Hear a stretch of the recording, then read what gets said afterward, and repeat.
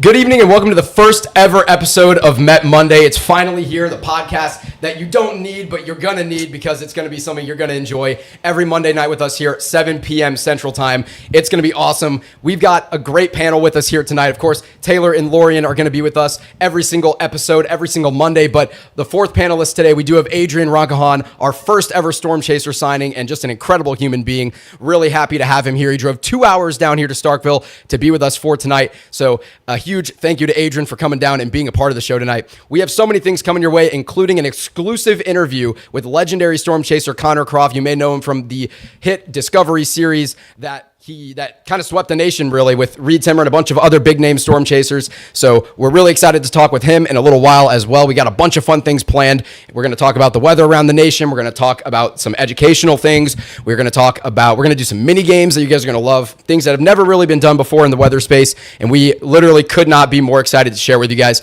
So my name is Will Bratton. For those of you who may not know me, I'm a master's student at Mississippi State University. I got my undergrad in professional meteorology, and I'll be doing a thesis there at Mississippi State as well. And again, I have such an incredible, talented panel with me today with Taylor Hunn, Lorian Gray, and Adrian Roncahan. So I'm just going to turn the floor to them to let them introduce themselves a little bit. So let's go ahead and start with you, Taylor. Tell everybody a little bit about yourself. Hey guys, my name is Taylor Hunn. I am also a master's student currently at Mississippi State University. I did just graduate with my bachelor's along with Will and Lorian. I am doing a thesis track, so not exactly sure what my thesis is, but I'll be researching a lot on hail. I do know that. Other than that, yeah, I love weather. I never got the weather bug like everybody else did when they were a little kid. I got it when I was in high school. So what was that like for you? Like what sparked that in high school? Was it like, did you have something that you had wanted to do originally when you were younger? I had actually, yes. I wanted to be an animator for Disney. That's when I was not at all what I expected, but okay. I wanted to be an animator for Disney, and then in high school I was like, I think I'm smart. Like, I can probably do something better. Yeah. Like, not saying that animators aren't smart. No, that's exactly what she's saying. Cancel her now. I was just thinking, like, I think I can put my brain to better use. So I just started looking at a bunch of science things, and I didn't want to become a doctor because I cannot stand broken bones. So fair enough. Yeah. I'm not going to lie. I've known you for 2 years, and we've been pretty good friends over that time, and especially the last year or so, we've been very close. I did not at all expect that. I don't know why I didn't know that you wanted to be an animator for Disney originally. I've had the art bug ever since I was a little kid. Yeah, fair enough. I respect it. Well, thank you for telling everybody a little bit about yourself. Lorian, you're up next. This is Lorian Gray. There's an accent over the O. Don't forget the accent. Lorian, tell us a little more about yourself. Hello, hi, my name is Lorian Gray. Like he said, I am from the middle of nowhere, Tennessee. My dad is actually watching tonight, so hi, Dad. He's in Stanville, which is where I'm from. It's a small town in the middle of nowhere, and then I moved to a slightly bigger middle of nowhere town called Corinth, Mississippi. So I've lived in the South my whole life. I also did not get the weather bug until I was really in college, or like just getting out of high school. I obviously living in extreme southwestern Tennessee, we got a lot of severe weather out there, so I had always been exposed to it, but it was just never on my radar, no pun intended, until much later along. In fact, I used to be scared of thunder, so I've come a long way, I think, from being scared of thunder to willingly getting in a car and going after it. So yeah, I'm also a master's student here at Mississippi State. I also do not know what my thesis is going to be about. I just know that it is going to be severe weather related, thankfully. I love severe weather. That's awesome. Yeah. Really quickly, I have to prod. Yeah. When you were scared of thunder, what was your go-to, how did you cope with that? Were you I'm going to hide under the coffee table? Yes, unironically, yes. I was to get under the table and hide. I was my grandparents tried to talk sense to me. They were like, thunder can't hurt you. It's only lightning that can hurt you. But you could not convince 6-year-old me of that. You just couldn't. That's fair. That's crazy because that was me too when I was a little kid. It's always the scared of thunder to meteorologist pipeline. Yep. It's real. It is. It's very real. It's real. Scared of tornadoes pipeline is pretty big too. Yeah, that's actually a whole psychology thing. Yeah. It is. Yeah. I'll have to research more on that, but yeah. Of course, Taylor and Lorian graduated with me from Mississippi State University. One of our other friends, Adrian Roncahan, again, legendary storm chaser and just a stand-up guy, taking time out of his night to drive all the way down here to Starkville to be with us tonight. And our first ever signing, he took a chance on us, and the way things have been going have been really incredible. So we're always in your debt for that. Just incredibly grateful for all the work that you've done. But tell us a little more about yourself for anyone who maybe doesn't know your name. So yeah, my name's Adrian Roncahan. I'm from a little town in northeast Mississippi called Iuka. It's the far northeast tip. It's about 5 miles from the Tennessee border and about 5 miles from the Alabama border. Can't get anywhere in the middle of the two, but no, it's been an incredible journey so far to watch you build this thing from the ground up. And I was a believer from the moment I talked to you about it. I could see it, that you're ambitious, that you're focused, that you're very detail oriented, and it's what you need in this space to be able to succeed. And I'm very happy to be part of it and very grateful that you took the chance on me. But yeah, no, so I'm the only one on this panel who didn't go to school for meteorology. It's a little bit different on my end, but how it kind of started for me is I'd always been a little bit interested in weather. It wasn't so much where I was just obsessed as a kid and that's all I wanted to do. It wasn't like anything of that nature for me. But what ended up happening back in 2021 is I had a tornado come through my hometown. And I watched it happen at work. I was working at Sonic at the time, and I had walked out, and we got the warning, the power went out, and I put everybody in the freezer. And I go walk outside, and there it is. It's crossing the road maybe 500 yards from me. I mean, it's right there. You could feel the wind. You could see it. I've got a video somewhere. I probably should have had it to show. But I just watched it happen, and ever since that moment, I've just been completely obsessed. Spent the first 2 years doing nothing but learn, just trying to perfect and hone my craft. And for the last 6 years since then, it's been a journey that I just haven't stopped learning. Yeah, I mean, it shows, too, that you haven't stopped learning, because I feel like a lot of times you pull out these terms and I'm like, how in the world? Like, he pulls out, for reference, by the way, when we're discussing forecast discussions and where our chasers are going to go on different days, this man is pulling out the craziest, niche, references to random events that have happened. He's like, yeah, I've seen this before. And I'm like, I was like, what do you mean you've seen this before? He has an album on his phone that's just called Analogs, and it's just pages and pages of old weather. It's His crazy. favorite website is that Analog. Yeah, the SIPS analog site. Just that's the thing, because I've kind of had to learn it in a backwards way from the traditional way. You learn it in school, right? Where I had to kind of see the event happen and then try to break it down what happened and then go in the past to see what I could learn, because I didn't really have anybody teaching me. Yeah, it was just, what can I scavenge? I mean, how can I get to the answer? But it's worked pretty well for me so far. It has worked well for you. You've made a name for yourself, and you're doing incredible things in the storm chasing world. But we are going to go ahead and jump right into our next segment, which is around the nation. We're going to just be giving you guys a quick update on what's going on around the nation with all the weather. We have some interesting things to talk about, especially Taylor is going to walk us through a couple of plots that she made. So we got some cool stuff coming up next.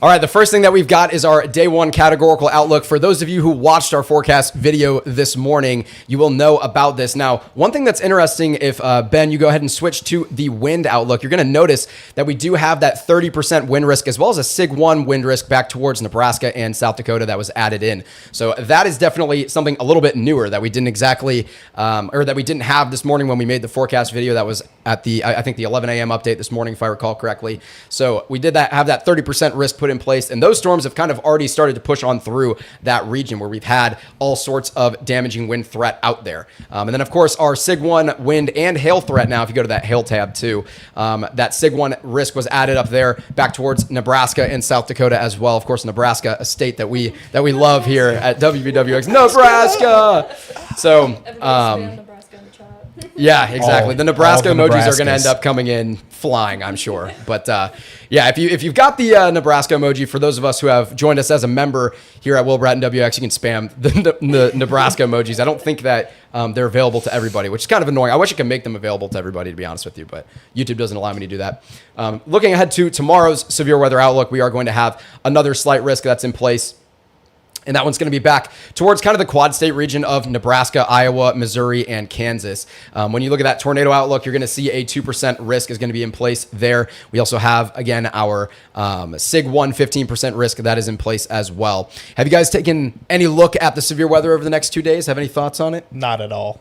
I'm not even a little Adrian, for those who don't know, and we're going to talk about this in a little while, he is in the off season right now. And by that, I mean he is coaching football and he is not storm chasing much right now. He's just helping us with tons of things behind the scenes, but he's not storm chasing right now. He is in full coach mode. You can see he's even dressed like a football coach right now, to be honest with you. And the boys had practice today, I believe, or it was pushed back, or they did have practice. So they did end up having practice. Actually, as soon as I left, it started to rain, and of course they're like, what's happening? Why didn't you tell us? As always with weather, right? Of course.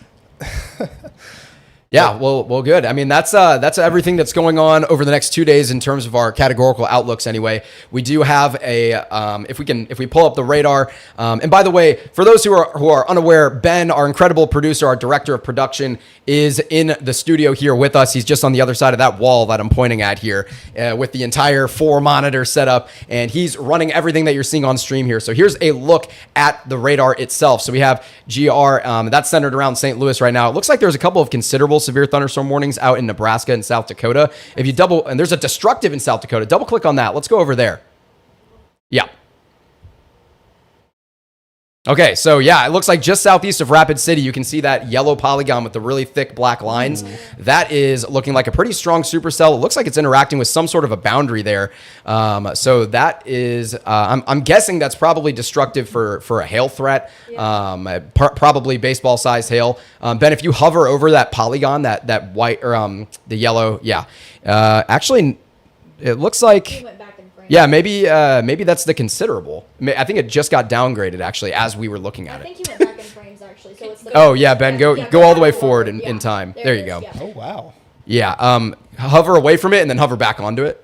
Perfect. Yeah, so an 80-mile-per-hour wind gust, actually. So ping pong ball-sized hail, and it looks like an 80-mile-per-hour wind gust was measured in there. Or at least at some point, it was potentially radar indicated that this was capable of producing 80-mile-per-hour wind gusts. And again, that's that SIG-1 risk that we have out there tonight. And I talked about that a little bit in our forecast video this morning. Honestly, when I was filming, I was kind of surprised there wasn't a SIG-1 hail threat. I don't know if the SIG-1 wind threat was, I don't think I mentioned that, but the SIG-1 hail threat, those lapse rates were pretty steep for the entire forecasted region. So hail definitely seems like it will continue to be a problem for any cells out here into the closer to the northern plains and the central plains, Nebraska, South Dakota kind of region.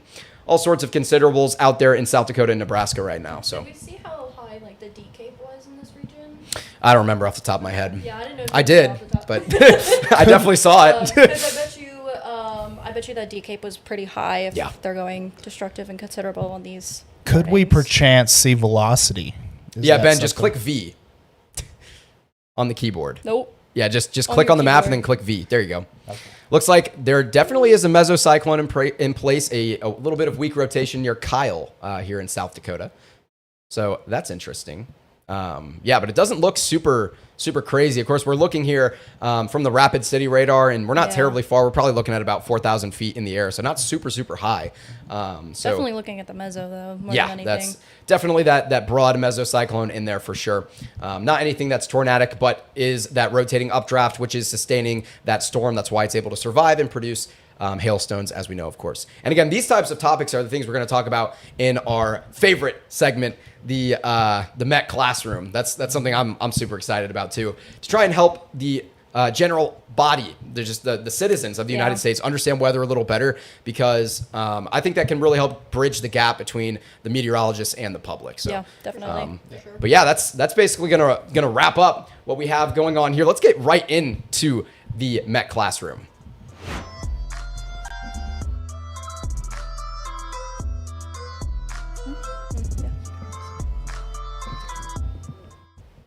Well, so for our Met Classroom today, we are going to be talking about heat index. And I mean, I'm sure, especially here in the Southeast, it has been quite hot. And that's because we have been under a constant ridge, at least over the last week or so. Yeah. I'm not sure how long it's lasted, but been longer than that. Over the last couple of days, our temperatures have almost reached the triple digits. So, and those are the actual temperatures. Our heat indices, on the other hand, have been upwards of 115.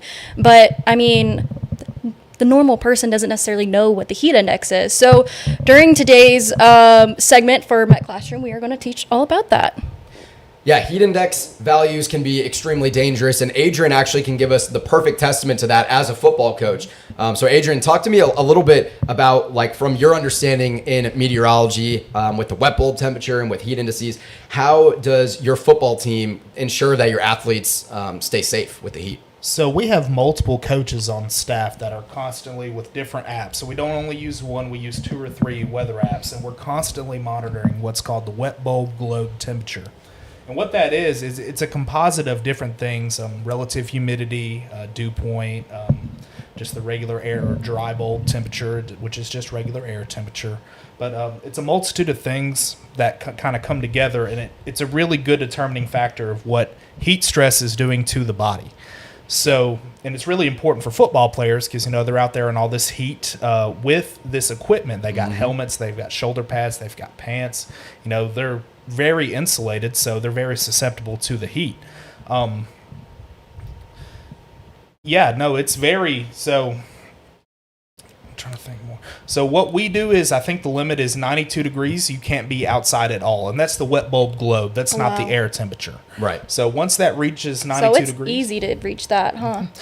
yes, actually, it's very, very, very easy, especially to hit the one below it, 89. We've struggled for that for the past 2 weeks of just being able to hit it, but we've been very vigilant to keep tabs on it, where we always know what's going on with it. We'll push back practice till it reaches a cooler temperature. Yeah. Make sure we're keeping players safe.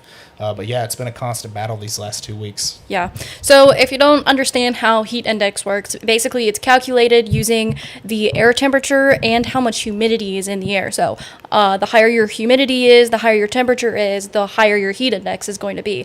However, it's more so also calculated using a human's body temperature. So obviously, heat index isn't necessarily 100% accurate for every single person because every single person feels heat differently and everybody sweats differently. But basically, heat index is the ability for your body to sweat. The more humidity that's in the air, the harder it is for your body to actually sweat, because if you have more moisture in the air, then the air doesn't necessarily want any more moisture.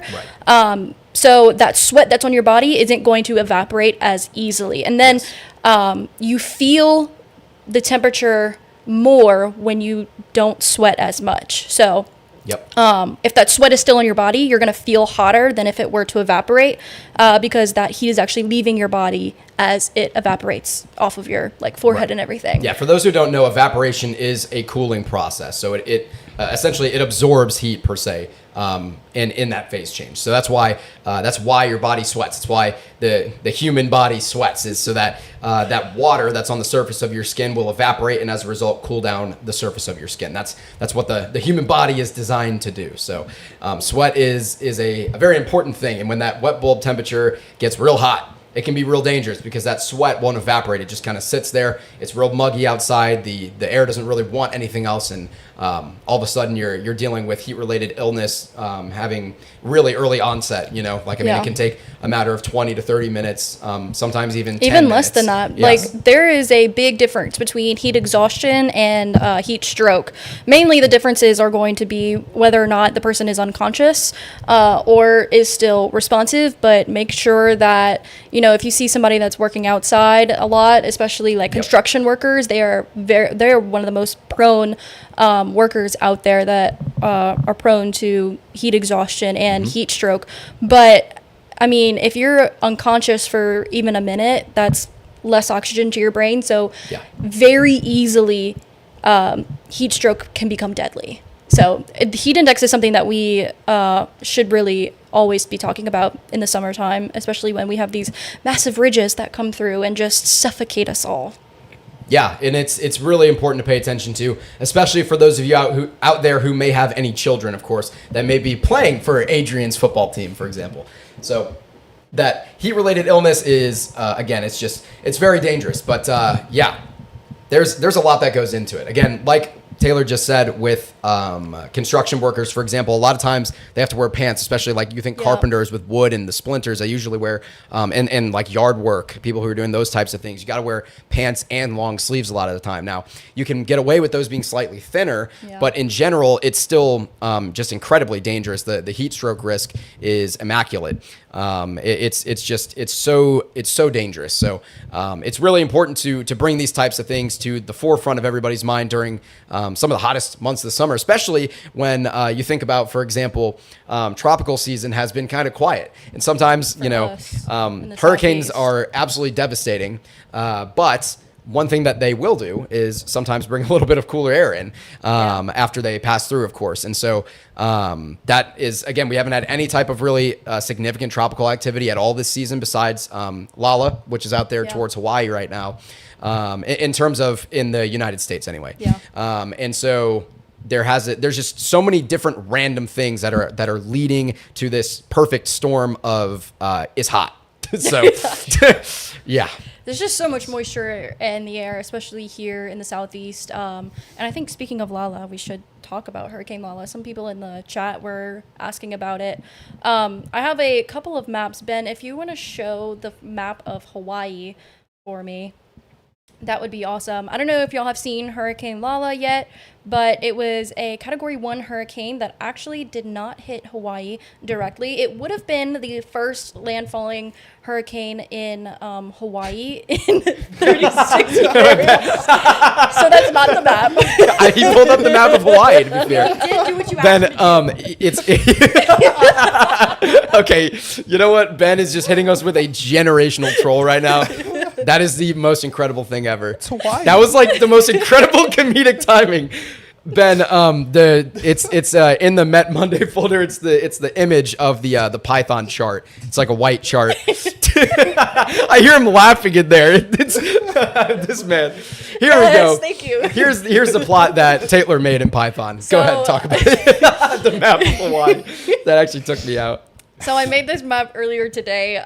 It's really hard to get any type of map data within 24 hours of a hurricane because this took me so long to find this data. Basically, this is a map of Hawaii that you're looking at right now, and it's the approximate 72-hour accumulated rainfall in inches over the entirety of Hawaii and all of the islands. These are actual measurements, and you can see that those darker blue dots, correspond closer to 40 inches. Now, I have on good authority from the National Weather Service that said I believe the highest recorded rainfall was 43.5 inches. That is a lot of rain. That's a lot of rain. And that was all within almost 24 hours. It's a little bit over 24 hours. But this occurred from, I believe, Saturday to Sunday afternoon. So that's a lot of rain in 24 hours for a Category 1 hurricane of all. Yeah. Of all categories. Like, I would have expected this from a 3 or 4. But this is from a Category 1. Another interesting thing is it led to some snow up in the peaks of the volcanoes out in Hawaii, of course. That was something that has been talked about all over social media as well. It's not actually really uncommon for that to happen when hurricanes go over terrain like that. It is kind of standard, but it created some blizzard conditions up at the highest elevations out there in Hawaii, which was pretty insane. It's more common when we have tropical cyclones that end up becoming extratropical cyclones, meaning that they're no longer technically tropical, I guess. When they eventually hit like Tennessee and North Carolina, and they get into the Rockies and whatnot, we typically see snow there. So I guess people were kind of in a tizzy about it because it was in Hawaii. It's also August, right? And this was a tropical storm. Must be nice. I wish it was. I know. A little snow in Mississippi might help right now. My thermostat on the wall, which is slightly skewed. Keep in mind the measurement's not perfect because my instrument was getting hit with a little bit of direct sunlight today. But like 2 hours ago, it read for my outdoor temperature. It read 120.7 degrees Fahrenheit. I was like, it's hot. Oh. Yeah, it's not actually 120.7 degrees Fahrenheit. It is well above, I think it was definitely above 100 here today. It's been a little bit over 100 all day today. It's been real hot out here. My car said 110 earlier. And I was like, there's no way it's actually 110. Maybe the heat index, but it was crazy. Anyways, so I guess we could talk about the other impacts that Lala had in Hawaii. There were a lot of flash floods, some mudslides. There were a few houses that actually got completely swept off their foundations in Hawaii. And these are all storm reports that come directly from the National Weather Service. So I promise I'm not just pulling this out of nowhere. Right. And then I also believe the highest wind gust that was recorded was 119 miles an hour, which is well above that Category 1 threshold. But that is also just a wind gust. That's not the correct. Sustained wind. Yeah, that's for those who don't know, hurricanes, of course, measured by their peak sustained wind. Winds. Yeah. So not by wind gusts. A lot of times in hurricanes, you'll get a wind gust that's above the category that it is assigned to. But this was still a pretty powerful storm, and like Taylor just said, the impacts are pretty devastating out there in some parts of Hawaii. So of course, our thoughts right now are with the folks out there in Hawaii. If anyone's tuning in from out there, I hope you're doing all right. I guess it's a lot earlier in the day for you guys out there. I think Hawaii is like 6 hours behind us or something like that. So probably. So it's like noon over there for them. It's going to be hot for them right now. Yeah, I bet it's pretty hot out there too. Yeah. So of course, our thoughts are with the folks out there in Hawaii.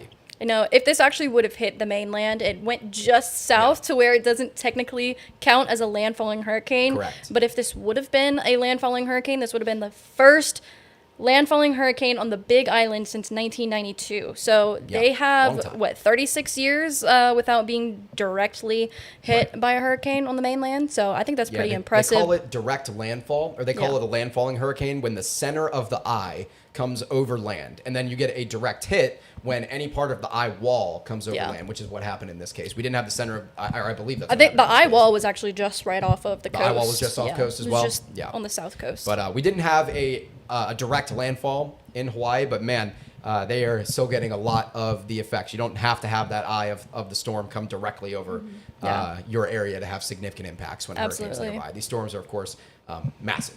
So yeah, well, that's going to take us right through the end of our Met Classroom segment. Of course, we talked about the heat index and the wet bulb temperature, and then we got a little bit into some hurricane stuff. We're going to go ahead and jump right on into the next segment, which is going to be one that you guys are going to love. We're going to get right into Met Minigame. This is going to be an incredible segment. We got some cool stuff planned for you. You guys are going to love this. I'm so excited, Let's get right into it.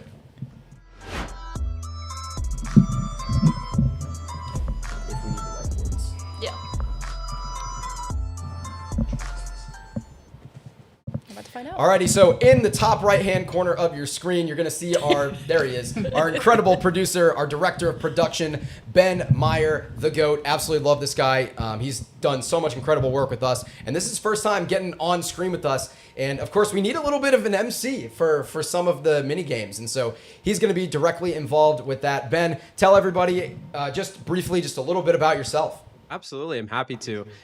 Being behind the scenes, it's a great opportunity to be in front of the scenes this time. So my name is Ben Meyer. I knew and I found out about Will. Funny phrasing there. I met Will through MSU Esports. We still go to the same college, and got involved at esports there. He sort of helped nurture me in leadership, and I ended up becoming the president just like he did the year prior. So that we had a lot of common ground, and he told me about the brand that he wanted to build, and saw me because my previous experience before I was president, I was the stream director, so I knew all things broadcast. So that's how I'm here today. So like Will was saying a little bit earlier, to be included on some of these mini games where contextual information needs to be kept from Will, which can be seen as the host. I don't want to cheat. Right, absolutely. I mean, I do want to cheat. I kind of want to win, but right. But I'm not going to cheat. I have integrity. Right. So just to explain, we're going to be doing a game called The Imposter. You have probably seen it online through short form content. It's been explosive, and we wanted to bring a meteorological twist onto it in this scene today. So to explain the game to y'all, the imposter game, it's 2 segments. I'll explain the first one, and I'll explain the next one whenever we get into it. The first one is about keywords. So the first segment of Guess the Imposter is keyword. Each host will be given the same word besides the imposter. The imposter will be given a hint that helps describe the keyword that everyone else has. Everyone will go down the line from left to right and choose a word that best describes the keyword. So they're basically making their own hints at this point. It's the imposter's job to not get found out. When everyone feels confident in who is the imposter, and if they want to, whenever they decide to take a vote, they will vote, and if the imposter isn't voted out, the imposter wins, and vice versa. So the whole objective of the game is sussing the imposter out. Sounding like Among Us out here. So It basically is Among Us. basically, right? It may as well be. It may as well be. It's going to be a lot of fun, and let's just get right into it. Ben, are we going to need the whiteboards for this? No, that'll be the second segment. I'm going to Perfect. DM everybody. All right. So all of us are going to be checking our phones right now. We're going to get a message from Ben, like he just described, and we're going to find out what the keyword is, or if we're the imposter, and then we're going to try and figure this out. Guys, I'm gonna go on Instagram and scroll. I'm the imposter, guys. It's me. Vote me, guys. All right, everybody has the word. We're gonna start with Adrian, and then each round we're just gonna change whoever starts. So next round it'll be Lauren, and the next round it'll be Taylor. So I'll let Adrian start with a, just to explain really quickly before we get into it, just explain or give a word that is surrounding the word but not the word. Right. So you want all of us to know that you're not the imposter, but you don't want to give the imposter, you don't want to give it away. Maybe we should start with you, because Adrian's never played this game before. Yeah, I mean, I can start. We should start with you and go this way. Yeah, Sure. let's go the opposite Works way. with me. Sweet. I'm going to go with elevation. Okay. I was gonna say heights. So. That's your word? That's what you said? Okay. I'm gonna go with round. Large. I'm going to go quartz. If you know, you know. I sure don't. I sure don't either. What is this? Okay. I'm gonna go. You went high earlier, so I'm gonna go low. That's my word. It's Taylor. It It might be. I don't know. Red buzzer. We need a red I'm buzzer. confused. Bam! Vote now! It's turning You're back to, like, confused. I'm 2021. confused. Okay, Lauren. Variable. Variable. Variable. Steep. Okay. He's good. He's good. I'm gonna go with 8.5. You guys can vote at any time, by the way. If you guys feel Yeah. confident in who you think it is, It's not Adrian. I can tell you it's and by the way, for the record, it could be none of us, it could be all of us, it could be 1, 2, 3. There could be any number of imposters. So from Guys, 0 to 4, essentially. I feel so, like I might be the imposter, and I just don't know. What do you mean you don't know? You don't know? No, I'm so Am I being confused gaslit right now? I feel like I'm being gaslit right now. I'm so confused. Well, if you're the imposter, your message will say, I'm the imposter. Or you're the imposter, and it'll give you a hint. Ben will give you a Interesting. hint. Okay. Wait, did She's you trying go? to. This is reverse psychology. She's trying to Yes. clear herself right now. Premium So you manipulation. I She got a play minor dumb. I don't know how to play psychology. the video game. She just told us how smart she is at the beginning. Yes. We're just sitting Wait, here just did you say a word? listening I don't to think you this. said a. Did you say? I another did. I word? said 8.5. You did. You see, I'm so confused as to what that means. I don't understand that. Adrian knows what that means. Oh, I know exactly what that means. Lauren, do you know what that means? I do know what that means. I'm gonna Okay. go. I'm gonna go 9.8. Oh, I know what she thinks it is. You're the you think it's lapse rate. You think Very it's good counter, She thinks though. it's the Very environmental good lapse counter. rate for sure. I don't know. I'm ready to vote. It's Taylor. I think it's Taylor. It's Taylor. I think it might be. Okay, wait. Ben, What's up? did you? Because in my message, I didn't get like you're the imposter. So am I supposed to be the imposter? I just got a word, and I was like, okay, I'm not the imposter. Okay, Ben, before you answer that question, reveal the word. The word is hail. Okay, I'm not the imposter. All right, we're good. We're good. Yeah, okay, we're good. I was Guys, I'm all so I want you sorry, to know is Taylor. the word I got was falls. So I was thinking like height falls. Interesting. Okay. She really said That's low. hilarious. Okay. Will said high, she said low. Yeah, I was like, She's like trying to debunk me. I was like, what are we doing? No, I was so confused. I apologize, Taylor. I definitely did you dirty there. Ben, this is all your fault that Taylor is getting minus 1 billion points Yeah, on I this know. round. How dare I? we're keeping score. Is there going to be like a punishment for who doesn't? Whoa. Probably not on the. Maybe we'll look into that for future Chat, shows. what's the punishment? Person who Yeah, loses. put it in the chat. By the way, I see a lot of familiar faces in the chat. It's so good to see everybody out there. We see Kaysen, we see Logan, Caleb. I've seen a bunch of other folks, a lot of our members. We've seen Jessica out there. The text is a little small, so it's kind of hard for me to Kaysen, read yes. every single name. But yeah, thank you guys so much for tuning in tonight, by the way. But yeah, should we get into the next round? Absolutely, yeah. I'm going to Let's remember this to tell the time. imposter. Make sure to add Sorry. you're the Same imposter. thing, right? How many rounds is there? 3? As many as we can fit in the timestamp. We're running a little bit Overtime, late but today, which it's is fine. That's expected for the first show, but Okay. we'll just keep going. We'll get at least a few rounds in before we go to the next segment, which Why is is my also name red? a really fun segment. The next segment, while Ben sends us our messages for a little Ooh. foreshadowing here. No, I am not getting pied in the face. Pie in the face. Yes. Yes, chat. The next segment is going to be the weekly feature, and so that's pretty fun. In this weekly, so that's going to be a different segment every single time, basically. So every single week it'll be something else. Wait, why are they saying punish me, dude? Wait, Ben gets the punishment. No.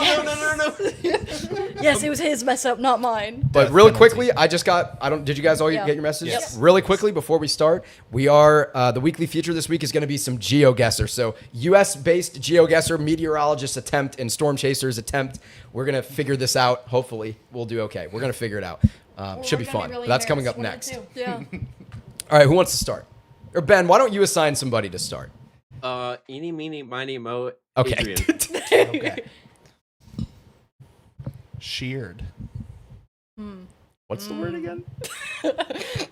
Got it. He's cooking. Okay. Tall. Am I allowed to say a phrase? Hot day. What? If you know, you know. Hot day. Come on. Expand. That's my word. Expand. Okay. None of us are the imposter. Okay. Dark. That was going to be my word, so that's quite unfortunate. Imposing. Girl, what? I'm not sure if I'm following. I might be following. Y'all, I'm actually bad at this game. I can't think of words off the top of my head. Freak. I think. See, I want to say like really specific words. That's the problem, and I can't. And you know what? I'm going to. One word. Tim. Tropopause. Okay. Okay. For cook? They think it's me. It's not. Inversion. Right. Think about it. You didn't understand my hot day reference. Why Can we would I- vote people out? Is this like Among No, Us? like game? at the end, we can only take at a the end we final vote vote. on one or multiple people, or none of us, or all of us. Could be anything. Yeah, you can only take a final vote. Fun. Fun. Yeah. Okay, bro. Top. And I'm only going to... Top. Yeah. Okay. That was basically mine last round. Okay. I'm really bad at coming. My up dad with is in the chat saying it's me. Stop spreading lies. How did you figure out how to use YouTube, Dad? I'm so proud of you. His first chat Yeah, was that's- just calling you a That liar. is his first YouTube chat ever. She lies. Great Guys, Man she 74 lies. is my father. I didn't raise no imposter. Shout out, Gray Man. That is true. You didn't raise any imposters. Stop spreading lies. True. Stop spreading lies is crazy. Okay. If I say this, y'all are gonna think I'm the imposter, but oh well. Bright. I'm lost. I don't know who it is. I'm being honest. I'm thinking about something specifically, but Overshoot. Okay. Have we considered that it could be none of us? I think it's It could none be. of us. We could vote none of us. Can I we mean, call- can no we one's call a given me buzzer and anything guess? stupid. Huh? You want to call a buzzer and guess? Yeah, we can guess. I think it's Okay. nobody. I think None of us? I don't think it's none of us. Can we guess somebody? Do we Yeah. have to? No, we can guess none of You us. can Yeah, guess. we can guess all of us. We can guess none of us. We can guess multiple people. We can do whatever we want. We make the rules. I don't know. This is our show. Actually, I feel like they're all the answers you've given have all been like indicative of what the word is. So I mean I don't know. Yeah. I think it's none Okay. of us. Unless it's Will, and Will just caught on after the first So round. can we like vote and then whoever like whatever has the most votes goes? Yeah. Or like okay, I vote Yeah. Lorian. Lorian? Yeah. Okay, what did Lorian say that made you think that? Because Is this I'm not because gonna my lie, dad said I'm something? leaning that it's Like- none of us. I think, and this is among us, just trauma. I think she's being a little too direct and imposing that she would like it to be none of us. Like she's I very mean, but adamant it's but none I of us. also agree though. Like I genuinely think it could be none of us. I like, think it's Will. I don't think she I just hate said Lorian. I anything think it's bad. Will, and he just I know figured he it out hates after me, the first confirms. round. here we need. How would we I need have to figured it move out on. after the first round if I was the imposter? Because it's pretty easy. Yeah, it's either Lorian or Will if it is one. Somebody said I think it's Ben. That's true. Yes. It is Ben. Can we vote Ben? He's not real. He's I'm ready to not vote. a It's real Ben. person. All right. So let's vote. Okay, so that's two. Everybody point to And the we person don't that you think all it have to is. vote the same way. Like majority will rule. So like if there's a tie, it's rock paper scissors or whatever. Everybody But- point to who you think it is. 3, So- 2, 1, go. None of us. I think it's none of us. Okay, so 2 for none of us, and then 1. So for none all of us win. So none of us wins. Okay. Was it you, Adrian? No, it wasn't. Lorian? Ben, who is it? You said none of us It was, wins, but actually, who won was Will Bratton. I knew it. I don't even know what it was. I have no idea. Was it Yes. updraft? Yes. Cumulonimbus. Cumulonimbus. Helionimbus. Okay. The word was Okay. Okay, cumulonimbus. I Got said it. bright because lightning. Yeah. When I you think said you didn't know that. tropopause, and then I was like, okay, I can just base things off that. So I was like, temperature inversion, like starts there when you get in the That's what got me. stratosphere. I was like- Overshooting top I was like, happens at the inversion to See, I tropopause. said top because I didn't want to Right. say overshooting because Yeah. I thought it might give it away. See, that. I was literally just, I was waffling. Yeah. That was, That I was was pulling good. that. You played the game. You played Okay. the game. All right. I think we have gotten all of our time out of the Met minigame, but we have so many more entries and opportunities to play this game. So Yes. super exciting stuff. I'm glad to be on here. This won't be the last segment that you'll see me for. So there's more opportunities get for more me of to catch Ben. strays. He's going in timeout We right get now. more We'll see it of later. our deserves Jamie. the timeout. Yeah, you're Ben in is timeout our for Jamie. It's forgetting. like, Jamie, play that video of that bear mauling that guy. That's gonna be Ben. Ben is our Jamie. So whenever we need to show something, he's gonna be there helping us out. Obviously, Ben does such an incredible job with us. And Ben, thank you. obviously, we're still talking to you when you're not on the screen. Of course, Ben's talking to us through the speakers when we need to hear anything. But we'll see you back on the screen here in just a minute. And actually, I don't know if we need you for the next segment. But anyway, we're going to get right into the weekly feature. We're playing GeoGuessr. Meteorologists and Storm Chasers play GeoGuessr coming up next. We miss you already.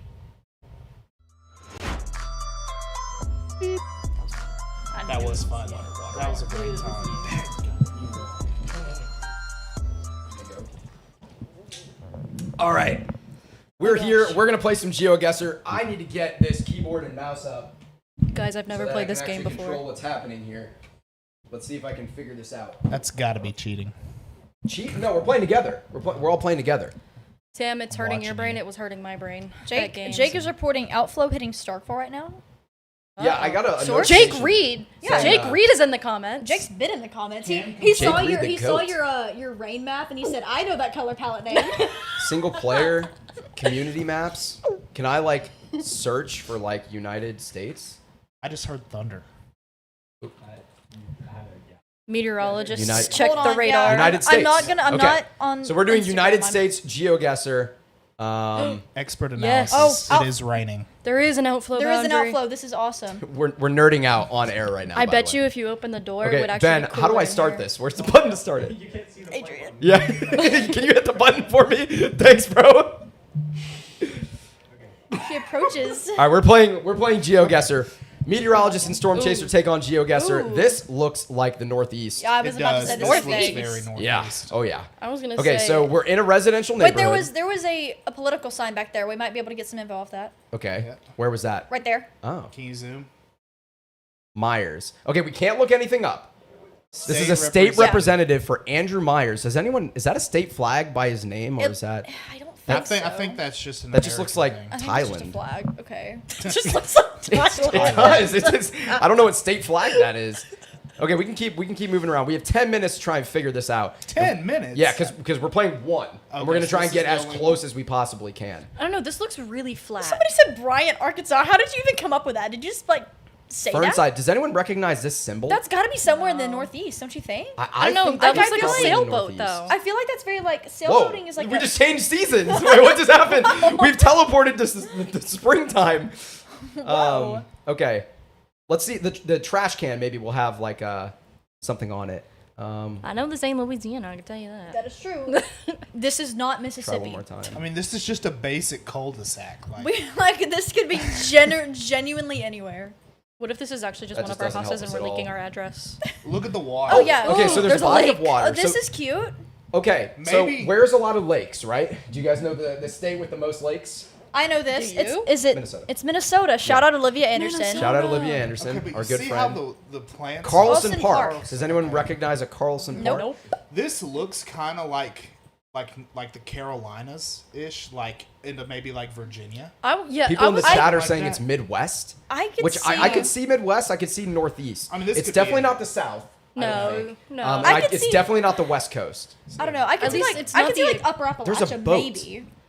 See, this person's got See, a boat. that makes me think it's There's like another There's another There's sign. another sign. Yeah, there's Yeah, another you're sign. So I feel like I'm pointing Where- like, where's the gotta sign? be right To the there. right, to the Oh, it right, says to the right. it says God loves all people, so do we. Okay, so Okay, this yeah, is that's- somewhere that's- somewhere in the Northeast. That doesn't help us. I well, think not this is necessarily. I think it's somewhere in the Northeast. Okay, well, interstate sign. Oh, huge. 15. 15. No, that's Wait. not interstate. That's not. That's yeah, Oh. you're right. That's a highway. Oh. Bruh. West. Oh, got me excited. Oh, we're gonna do multiple. Okay, I thought we were doing one. Oh no. Okay, well, Okay. Bartlett Wait, turn Boulevard. around. Turn around to what's that? Go to the right one more. Is it the same sign? Yeah, that's definitely the same Which sign. what do you want me to do here? Like, He go wants you to look at the the same sign that we just looked at. the one oh you can't see it. It's technically This is so funny. Okay, we'll go down this street. If we don't see anything, we'll vote. We'll see if we'll take our best stab at it. See, okay. Look at license Ooh, plates. I think they Think blur them about out that. though. They usually blur them out, but they might not be blurred on boats. Ooh, that could be the move. Yeah, there's no license That plate is a on that. trailer that doesn't have a license plate on the front, because it's trailer. like Dad, go. He's rushing us. The editor is trying to kill us. So this seems almost mountainous, but also say this with is Okay, lakes. wait. Look at the colors on the plate. No. This has got to that- be Minnesota. that looks like It's Minnesota. got to be Minnesota. We're going Minnesota for sure. I don't Okay. know, I'm gonna say like East Coast. What? I don't know how to guess. Well, it's got like sailboats. Well, on the Minnesota's a very sign, though. general guess, Like who but sails on lakes in Minnesota? That's not like probably a- Minnesotans. Ah, here we go. Okay, great. So I'm thinking Minnesota, and that wasn't an enormous lake, No. but like I'm thinking this can't be super far in the north, right? I think this it's is more flat. it's got to maybe be a over here? suburb. Like there's a lot of houses for it to just be in the middle of nowhere. Like it's Yeah, got to be you're a right. suburb. Okay, so let's say maybe this could be something like Fergus Falls. Sure. Like that Yeah, sounds there's- realistic. There's a lot of tiny lakes too. Yeah. Is that not the sign we saw? Arndale? Was that not the? Mm-mm, No. Carlson Park? Was Yeah. Yeah, that. we saw Carlson Park. I mean, we can just try Fergus Falls in Minnesota and see how we Yeah. do. Are we good with that? Sure. Yeah. Go with it. Oh, wait, we were actually so close. It was literally outside of the Twin Cities. That's really good. Oh Wow. my goodness, let's go. Props to y'all. I offered nothing to I don't know. this. Okay, Ben, you're gonna have to take me to the next one because I can't see all the buttons. I will say, watch you peeked every microphone. okay, sorry. I got a little excited there. Also, if you're in the chat, don't give anything away. Like guess, but like No, yeah. Don't We don't can't like see yeah. the chat. We Okay. we could a second ago. Oh, okay. We Yeah. can't see the chat. Okay, if we can't see it Wait, now, there okay, was a yeah. sign right Wait, there. is this the new one? There Yeah. was a sign. Okay, what kind That's of it. Looks tree- like a real Those real are estate evergreens. signs. Ooh. Ooh. I could full screen the window so that you can see the entire thing. And 845. Yeah. Okay, that's fine. 845. What area code is 845? Does anyone know 845? Tennis. Wait, no. What is It that? Mississi- Does that say- Is that? Oh, no, that's a last name. They That's a can't last see it. name. Never mind. I'm sorry. I have to take it back. That's Okay. fine. That hides the chat. Oh, sorry. I took the mouse. There you go. Yeah, cool. Sweet. Now we can't see chat. Cool. So this. This So, is giving. Appalachia. Yeah, I was gonna This say is this is giving giving This Appalachia. like East Tennessee, maybe. Yeah. Yeah. don't I was gonna know. say Like, I feel West like North that's what Carolina. So It's very hilly Eastern terrain. Tennessee or Middle Tennessee is 865. That's Knoxville. Yeah. That's Okay. Knoxville. And what did we just see on that This is very side? Apalachicor. Yeah. I think it's Apalachicola because of all the dead trees. So I'm thinking either Tennessee or Kentucky. It sucks that we're in the middle of a residential. Like, I just went to a dead end, bro. That was like the worst thing that could have happened. Okay, I'm gonna see. We don't have a ton of time until we were gonna have to go to the next one probably, but I'm gonna see how quickly I can get to like a main road. Oh, we've changed. Yeah, we're changing seasons Yeah. here. Oh, there's a. Another. This is a Wait, green that's, trash can. That's the Waste same management. waste management that we use in Louisiana. Yeah. It might be Is it just really? default bins. Well, wherever this is has recycling, so that's that. Good. Hey, yeah. There we That's go. not very Good on 'em. common, low key. Tell me if you see anything you want me to stop at. I'm just cruising down the street, seeing if we can get out of this neighborhood. What before- states require a recycling bin? A what? Recycling? I'm serious. I Like don't know. some states require. What kind of question is that? I know Louisiana don't. License plate. You can learn this. Ooh, I don't That's not recognize that one Tennessee. from It's the not blur. Because It's Tennessee's not blue. Tennessee. That's You're what I right. have, Yeah, Tennessee is like a navy blue. Kentucky? No, I'm terrible at this game. Like it could be like a not offering Wisconsin. Does this ever scream a Wisconsin with that license plate? Like corn? know. It looked kind of like corn or something. That's a different license That's plate. different. Iowa is. No. What is that? That looks like New York. That looks doesn't like It kind looks of does. like it kind of does. like a this custom could be Iowa this could be state? like not New York City, but like somewhere in New York. That could be. I don't know. I feel Oh, like here's a there's ton of two- cars. Okay, that's a white license. Oh, that one doesn't have a license No, plate. that's illegal. That's That's blue. blue. That Okay, looks like so that's- Illinois. That okay, looks like Illinois. That Yeah. does look like Illinois. But that doesn't match with Well, there's all the also other just ones. a It could be bunch of someone random visiting. cars. No, it could be Southern Illinois on let's the check tip this of one. Indiana. Yeah, like close to Kentucky. Yeah, where you have all that. That would make sense. Oops. I'm not seeing anything of note. Oh, hello. Hello. Hello. That is. Is she wearing anything that listen, says like the state? That is Appalachia Corps. That is. How much time do we have, Ben, until you're gonna make us guess? Okay. Okay, yeah, we probably need to get one in. All right. What do we think? We're just gonna have to go on a whim on this one. This is a tough one. I say Southern Illinois. Southern Illinois. Southern I don't Illinois, hate that. I'm with far it. Like tip, right where you I'm see thinking it start to turn- Kentucky. like right on the border Let's. of Kentucky. Can we do? Yeah. like closer to Evansville, Maybe a little southwest. No. like here, no, go to the go east. east more. east more. Go yeah. Yeah, let's go. Yeah, I like that. That's not bad. That's not bad. This is. I think I just clicked in Indiana. I can't see the state That's lines fine. very well. I think that's. So- That's on the Illinois side of the border. I think. Okay. We'll try that. Oh, it was! It wasn't in Northeast. pain. No pain. way. That got me. Pain. It was literally a suburb of New Oh, York City. That's unreal. you're right up North, with the New yeah, York. north of Poughkeepsie. Okay. Man. I don't know. It was the. That was a they had so many visitors. This so is many so- random types of They plates. did. This is so basic. Yeah, go ahead, take it, Ben. Yeah, I know we have to get into our exclusive interview with Connor Croff here soon. I'm sure he's watching this. Like, what are these people doing right now? We just yap too much. Yeah. According to the chat, I'm the queen of yappers. Yes. Can confirm. I live with her. She is the queen of laughter. So I think we need to end. Yeah.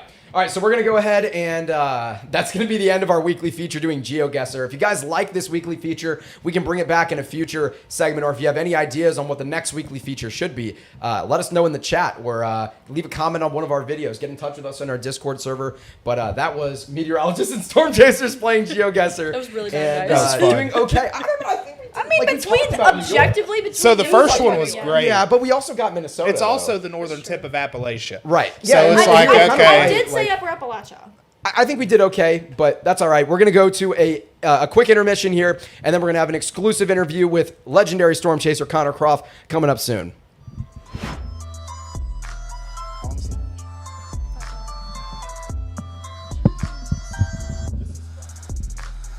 So with the smoke in New England and Quebec, what you'll notice, so if here's the surface, right? And you have all this smoke in the atmosphere. During the day, it's going to block your radiation, right? So your radiation is going to come down to the surface, and some of it is going to make it down to the surface, right? But a lot of it will get scattered back up into the atmosphere by all those lithometeors. But at night, this time, when the Earth is emitting its radiation that eventually goes off into space, some of that radiation is scattered back down towards the surface. And as a result, it traps in some of that heat. If this is going to be your expected temperature range here in blue, on a normal day, on a day where you have clouds, your expected temperature range, and here's an example of this. Temperature goes up here as we go up the graph, essentially. So this would be your low temperature, and this would be your high temperature. So on a day with a lot of sunshine, it might look like what you have in blue here. But on a day with overcast conditions, it might look something like this. So your low is going to be a little bit higher and your high is going to be a little bit lower as a result. So I hope that makes sense. Do I think we'll get a new tornado warning to the north? If you mean the north of this tornado warning polygon, it's definitely possible. If we do get a downstream tornado warning, it would look probably like this. So if you're out in that area ahead of this warning, definitely be prepared for the possibility of a continuation of a tornado warning on this supercell. And on the left-hand side, you can see that lowering, especially in the top left camera there that's coming out of San Antonio. Yeah, it looks like in that middle camera on the left-hand side, that looks like Scud to me. Bottom left camera doesn't look like it's looking at anything significant. And that middle camera, or the top left camera, excuse me, is a little further away, but it is definitely staring right at that lowering. Do you think this was a funnel cloud? Let us know in the comments.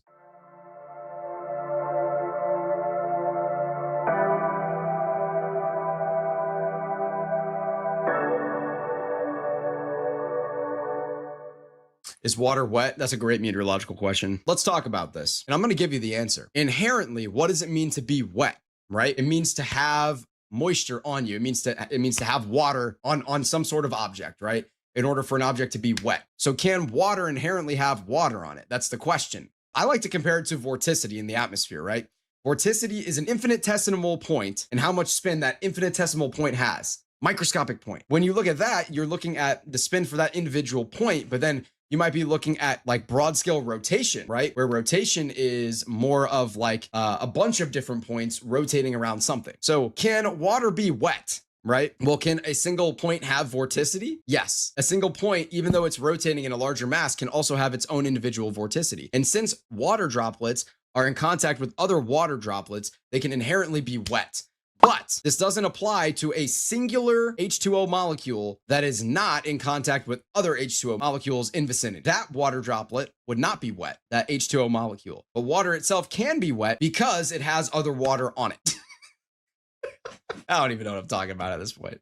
Just a tiny little blip, and oh my gosh, I think we have a CC drop southwest of Black River Falls. So we might have another confirmed tornado just to the southwest of Black River Falls. But yeah, we're looking at this little blue speck here, which is co-located with this velocity couplet. Okay, we have a cam view. That's fine. We'll full screen this for right now. It looks, that might be a tornado. I think that's a little rope tornado in progress right now that you're seeing. It might have already fizzled out there. For a second there, that most certainly looked like a very weak rope tornado there. That was really interesting. So we definitely just had a brief little tornado to the southwest of Black River Falls, and there's definitely a CC drop with this. Yeah, and it just got confirmed, and it was confirmed by radar. I don't know how strong that was. We just watched that tornado rope out there on this traffic camera. It's definitely gone now, although it just got confirmed by the National Weather Service. It could easily recycle and put down another tornado. So we're just going to continue with him here. It looks like Allen's actually moving west. And again, Allen is still to the northwest of Wisconsin Rapids, right on this storm. I mean, he's literally under it. So if it does anything, we're going to know instantly. I think Allen's got a funnel right now. So a little rope funnel cloud we're watching in real time starting to extend from this storm just to the northwest of Wisconsin Rapids. You can see on the bottom of your screen, you can see that storm there. And Allen's feet in the top left, we're literally watching this rope funnel cloud slowly descend from the cloud. It's very clearly trying, and it's definitely thin, but it's most certainly there. And you're gonna see his location here. I'm gonna zoom in on it at the bottom of your screen so we can see where Allen is relative to the storm. So this is your velocity couplet you're seeing at the bottom of your screen, and here's Allen. Really quickly, go back to SimRef and look at those Iowa supercells on the 0Z8RRR. Okay. And then if you go to the total snow parameter, it leaves about a 2-inch snow swath. What are we talking about? Wait, Oh my God. Hail rock. No.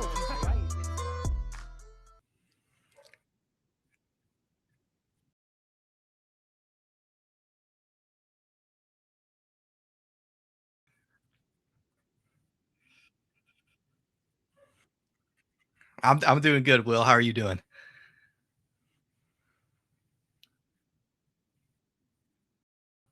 I know that Connor can hear us. I hear you guys loud and clear.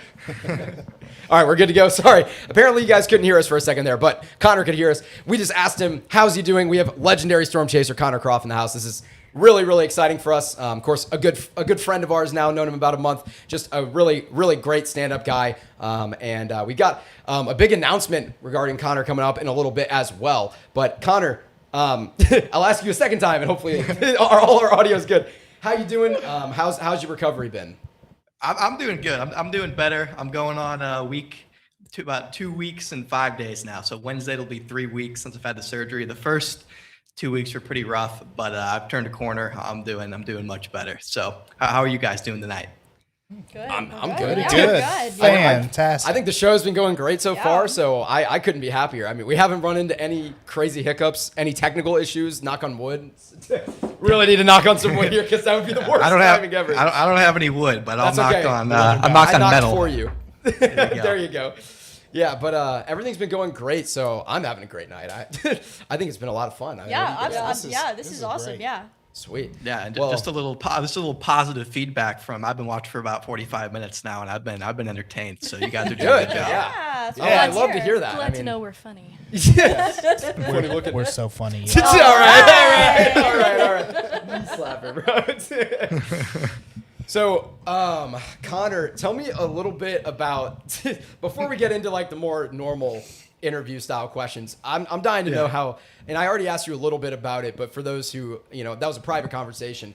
Tell the people a little bit how your storm chasing was in the passenger seat with your dad, because that's so cool. That you got to do that. So essentially, for context, Connor went out with his dad like a little while ago and just chased around their local region because of he can't drive yet with the knee. So how was that? Was it good to get out of the house? Oh yeah, that was the first time outside of going to physical therapy I was able to like get outside the house, and so just kind of worked out because there are a couple of local setups just kind of in Northwest Indiana. That's where I'm from. The pattern this year has been crazy across this area. It's just been nonstop storms that have different systems that have been moving through, and so like 4 or 5 days out, I was just looking at stuff, and I was like, hey Dad, like. It looks like this weekend there's going to be some storms in the air. Like you want to go chasing because he's gone chasing with me before. He was actually crazy side note. He was actually in Rolling Fork with me. Whoa. Yeah. That's He- crazy. Wow. Yeah. You know he Rolling was. Fork very well. I was about to say. I know you guys from Mississippi State. You guys know all about Rolling Fork. Yeah. So, but yeah, that was when I was just getting started. So I'm 22 now. I was only 19, and so. He took me storm chasing for the motorist down there, and we ended up in Rolling Fork. So he's gone on probably 10, 15 storm chases with me before. So this isn't necessarily a new thing, but it just worked out. He was able to get a couple days off work, and it just so happened that we got an insane derecho across the Chicagoland area, Northwest Indiana. So it was pretty nuts. Yeah, that's awesome. And one thing that some folks may already know about, and I just, you got to ask about it when you got Connor Croff on the show, is when not long ago you had a tornado right by your house, and you were on FaceTime with your dad, right? Just kind of guiding him, telling him where to go. Tell us, what was that like? That was a crazy day, by the way. Yeah, that was one of the most stressful, insane situations I've ever found myself in, because you're sitting there, I'm in Illinois, and I'm knocking myself. I'm like, how am I, like, this is like the Super Bowl for me. Like, how am I not in my like home area when there's tornadoes going through there? So you're beating yourself up over that. And then I got my dad a couple hours earlier. He's like, I'm gonna go out there and see what I can see. And he's got a GoPro and he's got a GoPro and a phone. And so I'm like, okay, Dad. And so he was gonna try and stream on the GoPro. He's gonna try and send it to my guy Brady, Stormcat 5, who runs my stuff behind the scenes. And the GoPro just wouldn't work. And so he took his phone, he started streaming. And while he's doing this, he calls me and he's like, I need you to tell me what to do so I can get this, like, the feed. I'm like, well, what do you mean? Like, look at your phone, like, do this and this. And he's like, no, like, I don't have, like, he has no radar. He has no navigation. He has nothing. He has his phone. He has the GoPro recording, and he has the streaming to Brady, who's putting it on my feed. And so I pull over off the side of the road. And so I have half my tablet I have my tablet on Apple Maps. I have my MacBook showing like my live stream so I can see what he's seeing. And I have my phone on radar, and I'm just like in the cockpit. I'm just navigating him. I'm air traffic control. I'm navigating him. And then all of a sudden he actually like sees a tornado. And I'm like, okay, like, well, I'm like setting boundaries. I'm like, do not drive past this point on the road. I'm like, you got to stay behind it. We call it hook slicing. I'm like, keep hook slicing. You can see it. You don't need to get in front of it. And then, I'm thinking it's like, I don't know, 15 miles from my house when it touches down. My town, small town, grew up here. I got all my friends and family live here. And, this happens a couple times a year. It's like, okay, there's a little tornado. And then this thing just gets strong and it turns serious quick. And the tornado tracks. And so I got people texting me, people calling me, like saying, what do I do? I got family calling me saying, do I actually need to get in the basement? I got friends texting me like, hey, is this actually coming? Like, what do we do? I'm trying to not get my dad killed. And I'm still beating myself up. I'm like, no way this is happening right now. And I'm not, and you're I'm not there on it. Like, yeah. And so what I think actually happened, interestingly enough, is it was on a direct path from my house. And I think there was a failed occlusion. It was hard. It's hard to tell on radar if that's actually what happened, but so it's going down this highway, and for I don't know, maybe like a 20-second period, you can see it on my dad's stream. It gets really narrow and it moves due north for like 20 seconds, and then it keeps going northeast. It turns again more easterly and got big again. So I wonder. It's really hard to tell based on radar, and even the National Weather Service's tornado path of it. It's hard to tell, but I think there may have been a failed occlusion that saved my house, because the tornado passed just north of. So I live on the north, like more of like the northwest side of town, and so the tornado tracked about a mile north and north and west of my house. So I think if it wouldn't have had that kind of weird, potentially failed occlusion where it moved more northerly for a little bit, it may have hit my house. And so my dad's out chasing. I got the rest of my family's in the basement trying to get our animals in the basement. It was insane. Yeah, I can't imagine. And I have a little bit, I can relate slightly with the being like, why am I not there? It's in my hometown when we had on May 16th of 2025, the EF3 in downtown St. Louis, Central West End. And I was sitting there in West County, St. Louis, where I live, like literally 13 miles or something from where the tornado touched down. Yeah. And I had literally just finished finals for my junior year. I had just gotten home, and I just didn't go. Like, I don't know why. I was like, I'm just going to chill out. And that cell popped up, and I was like, oh my word. Like, yeah. So I can relate to only that part of it, but I can relate to that part about how annoying that can be. It's like, man, it's right there. Like, I live here. Like, what? But yeah, man, I'm just so glad that your whole family is okay. Your dad's okay. Your house is okay. The pets, everything. So, but yeah, that's a crazy and scary situation. Yeah, it was insane. I'm gonna make a YouTube video on it and try and tell the story, but I don't even. It's just there was so much. There's just so much happening at once. It was just. It was insane. Yeah, that's all I can call it. It's just insane. Yeah. No, that's fair. Well, I guess I'll get off the topic of that for a minute. Tell us a little bit more about like the Discovery series and how all of that came together and what that was like for you. Yeah. So Discovery, they reached out initially, just asking for like a couple days of different footage.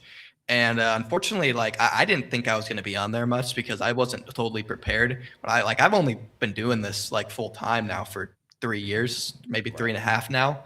And my first 2 years, like I didn't have much equity sitting around to, buy all these fancy cameras and stuff. I was purely focused on live streaming. I was streaming with a phone, Starlink, and I had a front camera that I used that actually recorded good footage. It's a Lumix. And so I actually didn't have in-car camera footage for most of these chases that they were asking for. And on a TV show like that, like thinking, okay, like they're going to want that. But they still put me on there quite a bit. It was pretty awesome going down there. I interviewed in Nashville and Denver.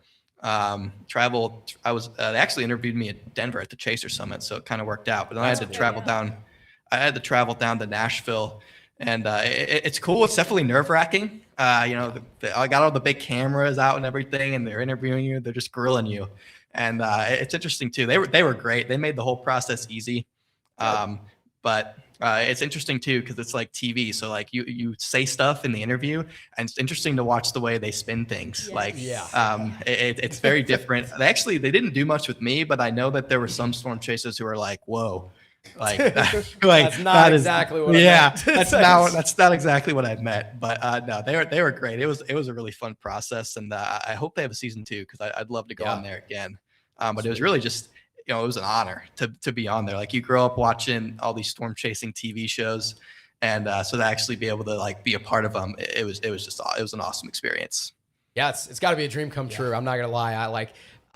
That would be the coolest thing ever. Yeah. If I got to do something Awesome. like that, man. Yeah. That would be literally a childhood dream. I don't mean to put you on the spot. What is like the hardest question they asked you? You said they were kind of grilling you. Like, if It's you just, remember. yeah. It's more so. It's just like you're sitting there, bright light in your eyes, just Right. one-on-one for like 4 hours, and you're just Oh, talking man. non-stop. And you get like a 5-minute break here and there when they're like, okay, we're gonna talk about this tornado next. You can go get a drink of water, and it's just question after question after question. And the hardest part is they want you to say everything in present tense. So like if I say, and then I went down this road, they're like, no, they'll be like, can you be like, okay, we have to redo the present tense, and I'll have to be like, okay, I'm going down this road instead of like I went. They're like, it has to be present tense. Right. That was the hardest part.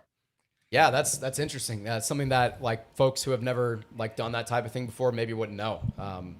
Trying to create that storytelling aspect where the viewer feels like they're immersed with in their it, like they're immersed or with Right. the chaser or whatever it is that's going on in there. So My sole due Like, diligence will be going through this series and seeing if I can find a past tense verb in there somewhere. Yeah. did Connor Croft slip? I probably did, especially when I was in Denver. Like I messed up so many times. They might have just been like, screw it, we're just putting this in. Like, but no, they were pretty serious about it, like in a nice way, of course. But they were like, hey, we got to stay in the present tense because you guys are exactly right. They want it for the storytelling aspect, for it to be like they're in the moment with us. They don't want it to be like they're telling a past event. Like you're supposed to be with the chaser going through these events. So that was definitely the most challenging.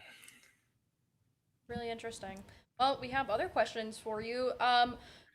Okay, what do you think about the unique community that the weather space has since Weather Twitter is such a big and popular thing right now, especially with everything going on? What do you think about the community over there? Yeah, I mean it's I know whether it's kind of a 180. yeah. That is a 180. Whether we like it or not, it is our community, and obviously the thing about Twitter, man, is that it promotes controversy and arguments, and so like it makes it so easy for everyone. Even I mean, I'm guilty. I get caught up in it all the time. I'll see a comment on Twitter talking crap. I'll be like, oh, you want to go? Like you caught me on the wrong day, and I'll get in like 10 comment thread where I just look like an absolute douchebag, where I'm just arguing with this probably bot from Russia that's not even a real person. I've had my fair share of bots, yeah.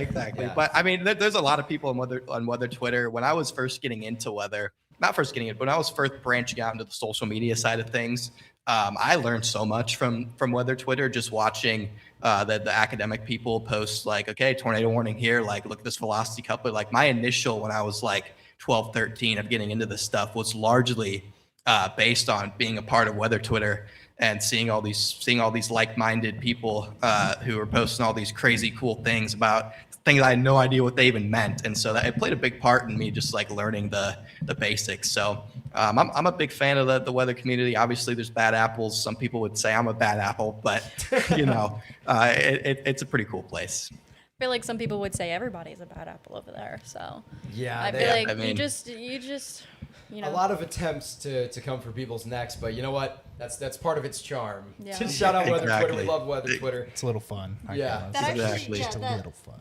Yeah, that kind of ties into the question that I had for you, which is, so obviously, like, I got my degree from Mississippi State University, and I've, done all the hard weather classes that are supposed to make me this great meteorologist, but, like, I realized very quickly after graduation that I don't know anything about anything, and people, like Adrian, for example, have taught me a lot. Yeah, well, you know what I mean? It's a little bit of It's being dramatic, that's guys. a little bit of hyperbole, but Lori's very smart. but like I realized that there's a lot to learn from like chasers that I don't know of being from an academic setting. So kind of what I wanted to know is like, what are your thoughts on like the relationship between like operational forecasters and chasers, and like how can we work together to not only create like a better understanding of meteorology for the public, but just to better forward the science? Sorry, that's a really insane question. Yeah, no, that's actually a good question, because I truly believe that, like, if you're getting a meteorology degree, I think you should be required to go out and see the things that you're learning about Absolutely. by the way. in Absolutely. real time. Because, like, I don't have a degree, and like some of like the more like the definition stuff, or some of the like more like detailed meteorology stuff, like I don't have a I'm not gonna have a clue about. But for stuff like weather coverage, or just like, you know, informing the public, I feel like storm chasing has given me the ability to do that much better than if I weren't to do it. And I think the hands-on experience, you know, watching the RFD cut, like watching what I see on radar correspond with what I'm seeing in person. Like, I feel like that's an invaluable skill, especially for somebody who's, you know, getting their degree and plans on working at the National Weather Service or something, and they're going to be sitting behind the desk issuing those warnings. Like, if you can like put an image in your head based on what you're seeing on radar, like, I feel like that's an invaluable skill. So I think storm chasing and meteorology go hand in hand, and I think that most meteorologists, like, if they haven't gone storm chasing, they should. I think it's beneficial. No, I agree, and there's a couple layers to this too. You know, the reality is we don't have as many radar units as we would like to have. We don't have as many soundings getting launched as we'd like to have, and we don't have as many cameras, like, you know, sky cameras, as we'd like to have.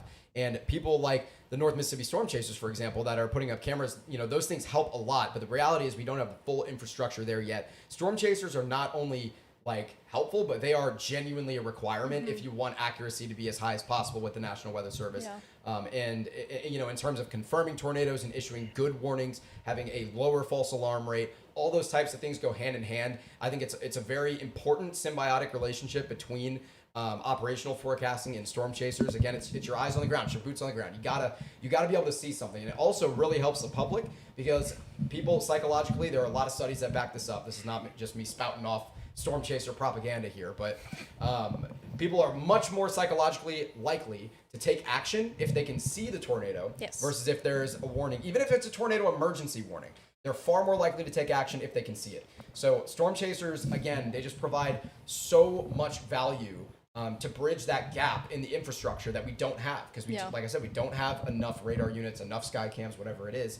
And that's just the reality. Well, maybe one day we will, and we won't have to have storm chasers that are putting their lives on the line to do this for the American people. But right now, we don't. And so we need talented people like Connor to be our eyes on the ground when, and by we, I mean operational forecasters. I myself storm chase too, but I mean operational forecasters, like it's required.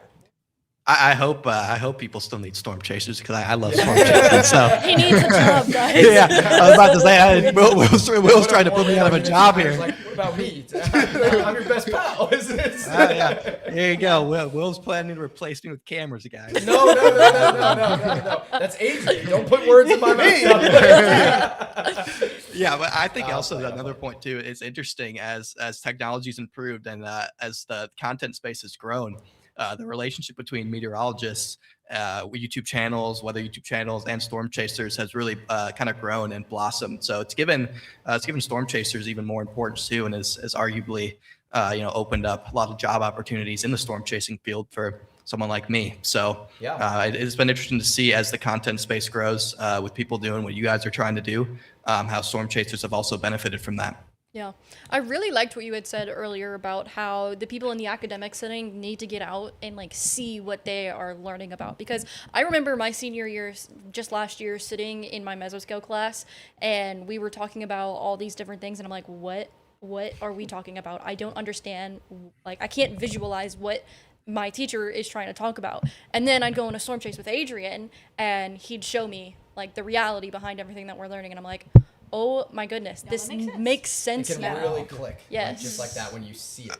It's like a lot of words that lack the meaning until you got that visual. Right. I mean, I think that the field should be basically the meteorology classroom. I mean, you literally get to see what you're learning about on display in front of you. Like, it's pretty awesome.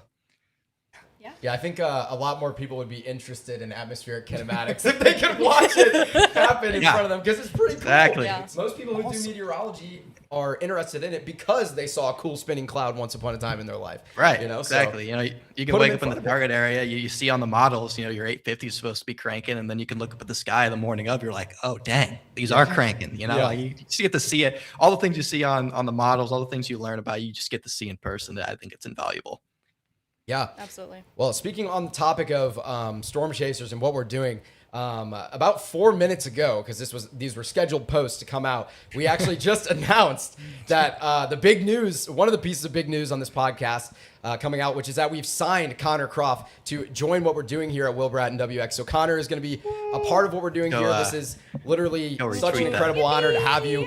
I couldn't be happier to work with you. It's been really hard to keep my mouth shut about this for a little while now. But the cat's out of the bag as of about 5 minutes ago. We've got Connor Croff. He's going to be, his feed is going to be available on our broadcasts. And so we have this mission. Connor and I have been talking, like I said, for around a month now, and we've talked so much extensively about like the desire to just have as many good feeds, as many views of a tornado all over the places we can. So for example, if Connor has a feed, it's not just that he wants to put it on my broadcast. We want to put it everywhere, right? We want to make sure that everybody that's getting reached by any severe weather coverage from either local news or your content creators like what we're doing or anything like that can see that tornado, because like we talked about earlier, they're far more likely to take action if they can see it. It's just a psychological thing. And so Connor and I talked about that a lot. And so this is just another step towards our mission of trying to do good in the community. And so Connor, from me to you and from us to you, welcome to the team. Obviously, we've already welcomed you, but to publicly welcome you to the team. We could not be happier to have you. I couldn't be happier to have you here. It's just so incredible. I'm so happy to finally, it's like a sigh of relief, awesome. Like to actually say it into existence. Yeah. Now that people know. So No, I'm happy to be on here with you guys. You guys have been doing a great job over the last couple months. And I think exclusivity among storm chasers, like you mentioned, I don't necessarily agree with it. Most of you, I haven't even announced this to my own audience, but most people know that I'm or was exclusive with just Max Velocity, and obviously no hate towards Max. I'm still going to be on his stream, but I just decided personally I wanted to try and move in the non-exclusive direction, and he was really supportive of that, and he was like, yep. I think that's a good idea. And I'm obviously a big reason with that was because I saw what you guys were doing over here. I saw the way you guys were doing things, and I just couldn't agree with more about the process. And so I went ahead and was able to get the non-exclusivity new contracts going, and now I'm going to be featured obviously here still with Max. I got to deal with Ryan as well, and so just kind of adding on what you said. The more eyes that can be on the potential tornado that I'm seeing any given day, the more seriously it's going to be taken. And so just to be able to take that step back towards non-exclusive is a sigh of relief for me too. And obviously the benefit of that is I get to work with some amazing new people like you guys. So I'm definitely happy to be a part of you guys' team over here. Well, I really appreciate that. That's it means a lot to, I know myself, I know it means a lot to Ben in the chair. I know it means a lot to everyone on our team. Our team, for those who don't know, is like over 20 people strong now. We've got such an incredible team. I couldn't be more proud of everything that we've done in literally 2 months. It's been unbelievable. I'd have never thought that 2 months into this, we'd be sitting here with these microphones doing a podcast. Like, it's just blowing my mind. The amount of support that's been shown for the work we're doing has just been incredible as well.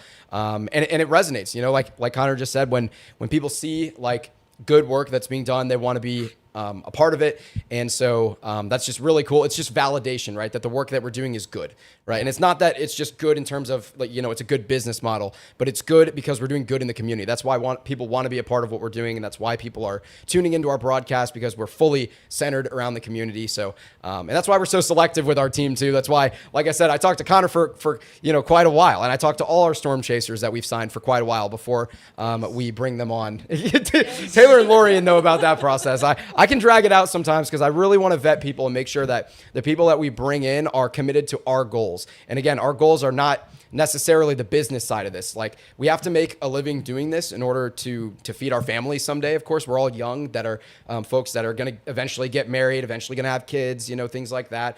And, I personally want to send my kids to college, and I want to be able to do nice things for my family. And so part of that is a business perspective. But my number one goal, and the reason I'm even doing any of this, the reason that we started this, the reason that you two yahoos convinced me to do this like a year and a half ago was because we want to do good in the community. And I felt like, we have that skill set, like we can make that happen. So that's what we're doing. And that's, the fact that we're able to sign a legendary storm chaser like Connor Croff, I don't mean to talk about him like he's not sitting right here, but like the fact that we're doing that is just such a testament to the work we're doing. Anyway, enough about what we're doing. Let's get back to talking about Connor, man, because we got him. I'm just another guy who loves the weather. That's what drew me kind of to you guys, is because I can feel the passion you guys have just for doing it, and obviously like it's great to be able to make a living from it. And we gotta feed ourselves, but at the core of both myself and you guys, I can just feel the passion and the love for weather from your team, and so that was another one of the things that kind of just drew me towards you guys and joining the team. So I think it's pretty awesome. Yeah, well, I really appreciate that. And now that cat's out of the bag, what do we got? What do you want to know, Adrian? I've got one question for you, and it's a little What bit do you got? different than their questions. So theirs are more meteorologically related, but me personally, I want to talk to you on a personal level about storm chasing.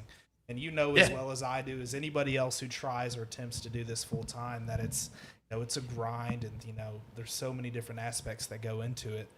What I want to ask you personally, and this can be, either an emotional experience or just, some good you were able to do. What is your most meaningful storm chase that you've been on? Whereas the one you remember the most, and what has affected your life the most?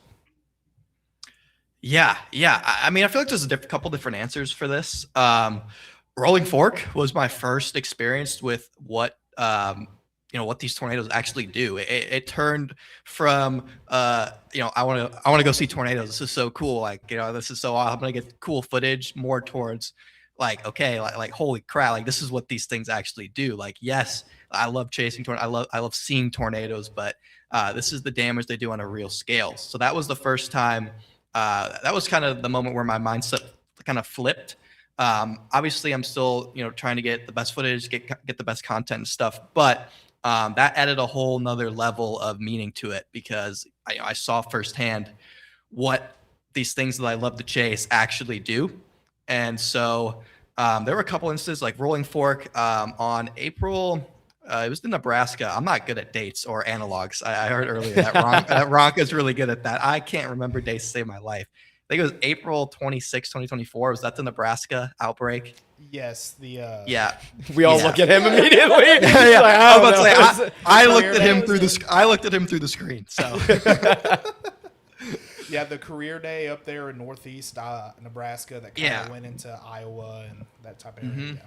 The day So I I'd missed actually- because I was That's in impressive. Oklahoma. So I actually didn't have the best chasing day that day, but I got on one good storm. I locked myself out of my car that morning. Complete side note, but I've been there before, don't worry. Oh, good God. I was in Lincoln, locked out of my car an hour before the Lincoln tornado came through, and I missed the Lincoln tornado. So that should just tell you about that day. No. But yeah, so I eventually get on another storm. It's going through Trainer, Iowa, which is just east of Omaha.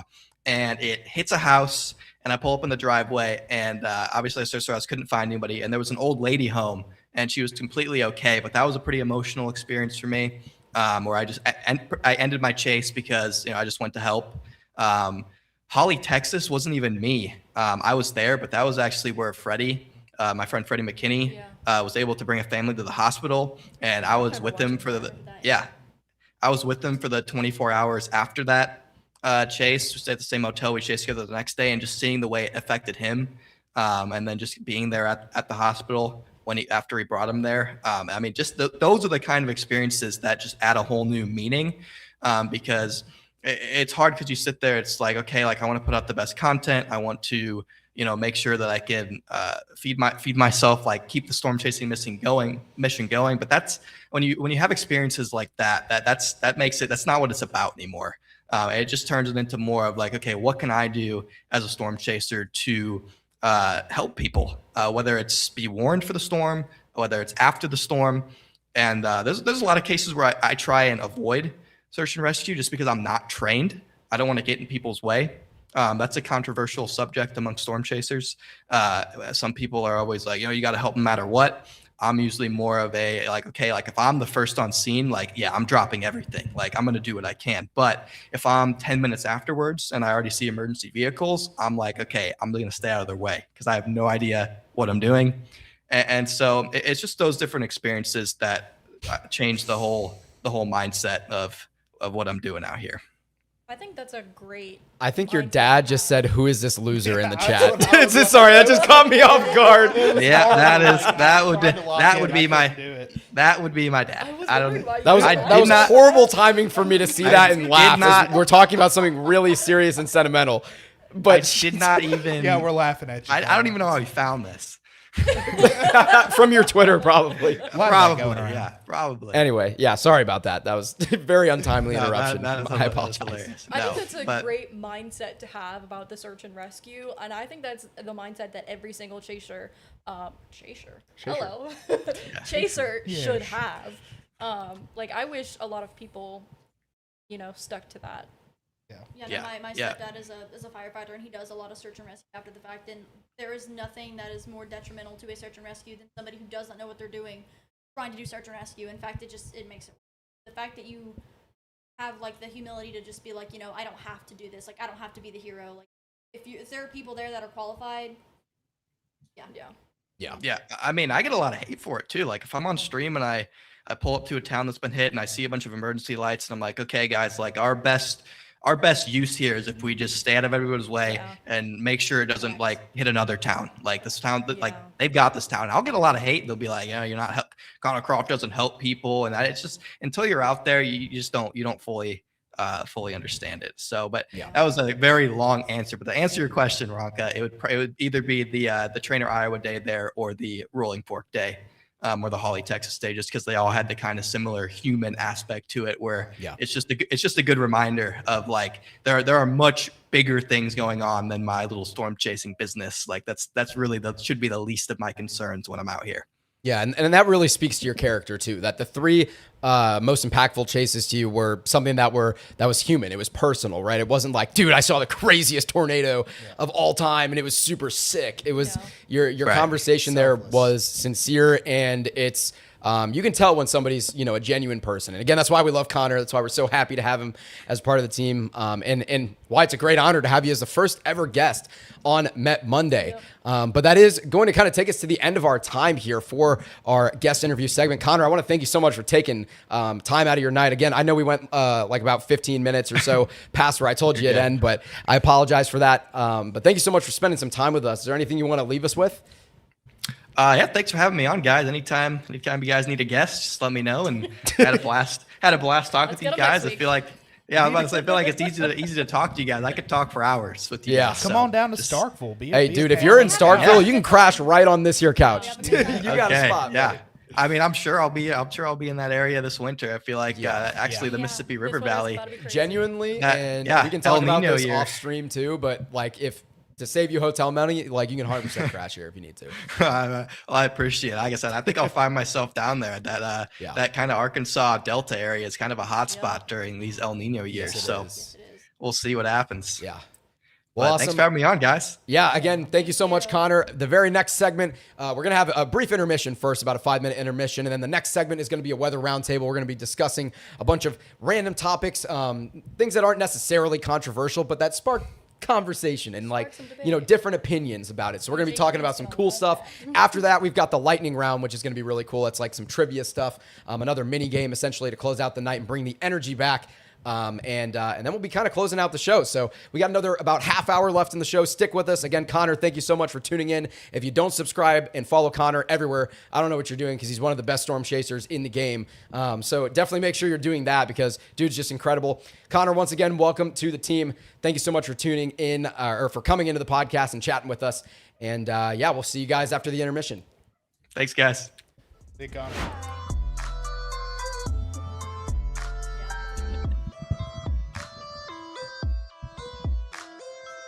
So with the smoke in New England and Quebec, what you'll notice, so if here's the surface, right? And you have all this smoke in the atmosphere. During the day, it's going to block your radiation, right? So your radiation is going to come down to the surface, and some of it is going to make it down to the surface, right? But a lot of it will get scattered back up into the atmosphere by all those lithometeors. But at night, this time, when the Earth is emitting its radiation that eventually goes off into space, some of that radiation is scattered back down towards the surface. And as a result, it traps in some of that heat. If this is going to be your expected temperature range here in blue, on a normal day, on a day where you have clouds, your expected temperature range, and here's an example of this. temperature goes up here as we go up the graph, essentially. So this would be your low temperature and this would be your high temperature. So on a day with a lot of sunshine, it might look like what you have in blue here. But on a day with overcast conditions, it might look something like this. So your low is going to be a little bit higher and your high is going to be a little bit lower as a result. So I hope that makes sense. Do I think we'll get a new tornado warning to the north? If you mean the north of this tornado warning polygon, it's definitely possible. If we do get a downstream tornado warning, it would look probably like this. So if you're out in that area ahead of this warning, definitely be prepared for the possibility of a continuation of a tornado warning on this supercell. And on the left-hand side, you can see that lowering, especially in the top left camera there that's coming out of San Antonio. Yeah, it looks like in that middle camera on the left-hand side, that looks like Scud to me. Bottom left camera doesn't look like it's looking at anything significant. And that middle camera, or the top left camera, excuse me, is a little further away, but it is definitely staring right at that lowering. Do you think this was a funnel cloud? Let us know in the comments.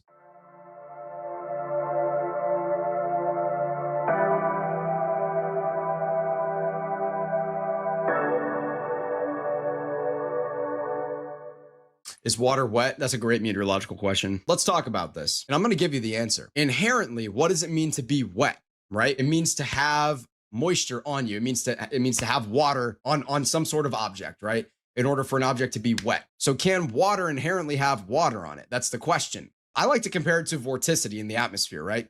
Vorticity is an infinitesimal point and how much spin that infinitesimal point has. Microscopic point. When you look at that, you're looking at the spin for that individual point, but then you might be looking at like broad scale rotation, right? Where rotation is more of like a bunch of different points rotating around something. So can water be wet? Right? Well, can a single point have vorticity? Yes. A single point, even though it's rotating in a larger mass, can also have its own individual vorticity. And since water droplets are in contact with other water droplets, they can inherently be wet.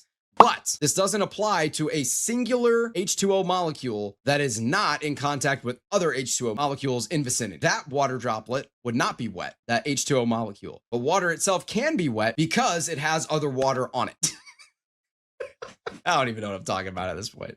Just a tiny little blip, and oh my gosh, I think we have a CC drop southwest of Black River Falls. So we might have another confirmed tornado just to the southwest of Black River Falls. But yeah, we're looking at this little blue speck here, which is co-located with this velocity couplet. Okay, we have a cam view. That's fine. We'll full screen this for right now. It looks that might be a tornado. I think that's a little rope tornado in progress right now that you're seeing. It might have already fizzled out there.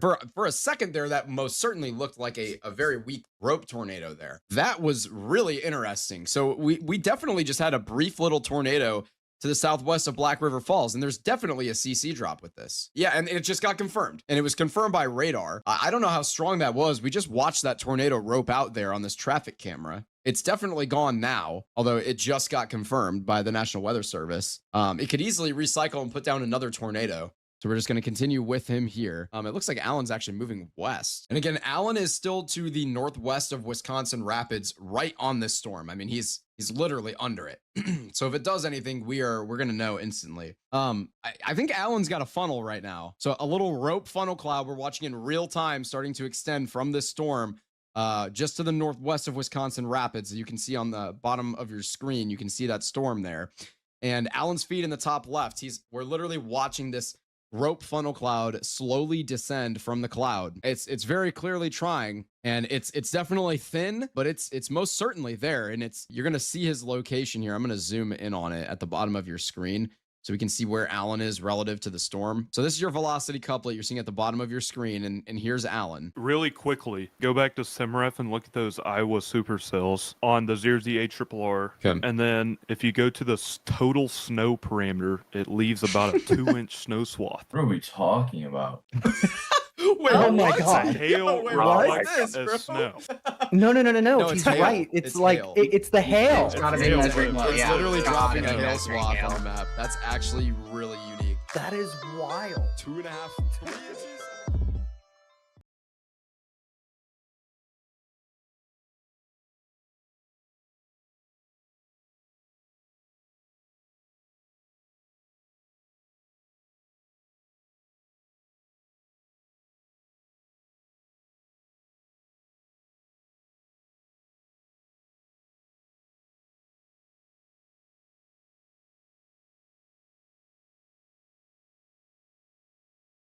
We're good.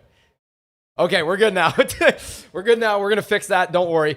So that won't happen in the next show. But we're here. We're back with the Weather Roundtable. And we're going to be talking about some questions. Taylor's got some thought-provoking questions for us. So she's going to be kind of leading the discussion here. And this is her forte. Look at the smug look on your face right now. She's ready here for some thought-provoking, torturous questions. So we're gonna just kind of hop right into things here. Yeah, feel free to offer your thoughts in the chat. Yeah. Okay. Lorian, pick a number 1 through 4. 4.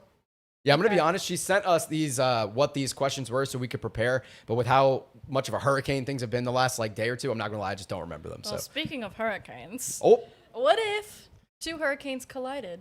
What would happen? Ooh. Okay. That's a fun question. There a lot of different things would happen. Mm-hmm.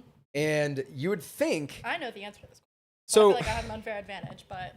You could end up in a situation with like a Fujiwara effect, I feel like. That's what I had. Yeah. And I feel like you could end up, for those who don't know, it's basically they rotate around each other. And there's other things that could happen too. What the world just happened? There we go. I don't know what that was. That was funny looking. Yeah, we get like a Fujiwara effect where the hurricanes kind of rotate around each other. I feel like some interesting things could happen. It could lead to kind of almost a collapse in some ways because hurricanes are so powered by Coriolis, and when you're on that smaller scale, Coriolis can't have as much of an impact. So I wonder if that could lead to like a weakening. Yeah. What do you got on it? I was thinking 2 different things. One, Fujiwara, and this can be an example of this would be Hurricane Helene. Mm-hmm. Hurricane Helene, once it became an extratropical cyclone up in Tennessee and North Carolina, it actually Fujiwara'd with another low pressure that was coming through with a trough. I feel like I remember that. Yes, and that's what produced that ridiculous flooding. That is why North Carolina, the western side of North Carolina got hit so hard and got so much rain. It wasn't actually originally supposed to go that way. It was supposed to go to the east, but it ended up turning west, which is not very typical for tropical cyclones. So it was really cool to see that in real time. The other thing I had was almost like a nudger effect. Okay. Like how we see with supercells. If you don't know what the nudger effect is, it's really great research done by Cameron Nixon, where 2 storms will be in closer proximity to each other, and if one's forward flank downdraft sort of goes into the rear flank downdraft. Oh my god, I can't say that. FFD and RFD. FFD. I'm trying not to do. Yeah, no, I know. I'm just messing with you. So, when the forward flank downdraft goes into the rear flank downdraft of another storm, that warmer air helps to fuel that more northerly storm. So, and a lot of times we actually see tornadoes happen with storms rather than bookend storms. Mm-hmm. I know y'all know what I'm talking about. I'm explaining this really terribly. But I was wondering, could that possibly happen with hurricanes? Yeah, I don't know. I feel like I don't know. What do you guys think? I think it maybe would depend on the angle at which the collision happens with the more dominant hurricane, if there was one, because as we know, different things happen in the different quadrants of hurricanes, right? So if you're in the more intense part of the eye wall, depending on what hemisphere you're in or whatever it may be, that might vary slightly. But if that hurricane, the nudger in this case, kind of comes in and collides with that stronger part of the eye wall, I feel like it could enhance it, whereas the opposite would happen if it came from the opposite end. Yeah. I feel like I'm speaking kind of vague here. What do you guys think? I'm very poorly versed in tropical, so I'm gonna let you talk about it while I think about it, because I have my meteorology thing. My thing is severe weather, and that severe weather excluding tropical cyclones. I don't care for tropical. Mind you, she's doing her thesis on tropical cyclones. You got it. She's trying to broaden her horizon. I'm not willingly. But she's forced to be doing her thesis on tropical cyclones. It's gonna be great. That's for me, and this is also coming from the perspective of this would be really awesome to see on radar, assuming of course it's in open space. But I'm wondering if you have a really dominant, say category 4, category 5 low that's just kind of really intense low pressure system. And if you have a much weaker one formed, just to the south and maybe along, enhanced winds that kind of push it along a little faster, what if it catches the edge of that deeper low and then just kind of slingshots it? Yeah. around. Well, that's sort of what happened with Helene. Yeah, like I mean, that's just something really cool to think about. It's like, a steeper sink drain, it goes faster around it, and you can just be that cyclone could be the marble that just slingshot around, kind of like in the Fujiwara effect. Yeah. But same concept, but maybe be even stronger than it would have been otherwise. Yeah. Well, still speaking of hurricanes, my next question. This one We're is in hurricane season, if you guys can't tell. I'm also a hurricane person, so I'm from New Orleans. Are all these hurricane questions? No, this just these two. I guess I was like, we're already on the hurricane topic. Might as well ask the other one. Okay, this is sort of a Met classroom question, I guess. But Okay. what if a hurricane crossed the equator? Explain how this is not possible. Ooh. Okay, so I don't think Coriolis would ever allow that to happen, right? A hurricane has never crossed the equator. Yeah, Why is like that? it would take an extremely powerful hurricane on a very anomalous track for that to ever happen. And that would make sense. That has never happened before. I don't think we've ever seen anything. No, we've never seen a hurricane go lower than 5 degrees. Yes. Or higher than -5 degrees. So. Yeah, Coriolis is a very, very interesting phenomena caused by the rotation of the Earth. And like I mentioned earlier, it kind of drives tropical weather and hurricane development, can sustain them. And so it's the whole reason why hurricanes spin the way they do in the northern hemisphere versus the southern hemisphere. Same thing with tornadoes. Speaking of, we're sending Mikey Plemons down there to Brazil, which is going to be the coolest thing ever. Because not because it's so like it's very cool. We're gonna see some tornadoes that spin the other way. Like yes, that's cool. But we've actually seen those in the United States. Yes, though. yeah, the left splitters, they will do that. You get those anticyclonic tornadoes in the northern hemisphere sometimes. But the really cool thing about this, I don't mean to go on a tangent, by the way. I just needed to squeeze this in at some point tonight. Is that there isn't a lot of awareness around severe weather. The infrastructure is just not as good out there in Brazil. And most people don't know Brazil and Argentina are pretty active severe weather areas for all hazards of severe weather, including tornadoes. And so what Mikey's doing is really noble. He's spending all of this money out of his pocket to go down there and storm chase with a bunch of locals. We're collaborating with a PhD candidate at OU who's from Brazil, as well as a bunch of local storm chasers back down in Brazil, and meteorologists from Brazil as well. And we're just trying to get a good idea of the climate, and we're doing all this collaborative work to try and bring awareness to these storms because people don't really see them. It's pretty rare when a storm video comes out of the southern hemisphere, and if we can get more awareness around these storms, then maybe it'll move government or private companies to create better infrastructure to protect the Brazilian people. So that's why we're doing this. Really, really cool stuff. And I just had to squeeze that in there since we were talking about spinning the other way in the southern hemisphere. Well, also speaking of spinning the other way, Uh-oh. I have another question that segues into this. No way. What would happen if Earth spun backwards? Oh, no. What is this Dr. Mercer question?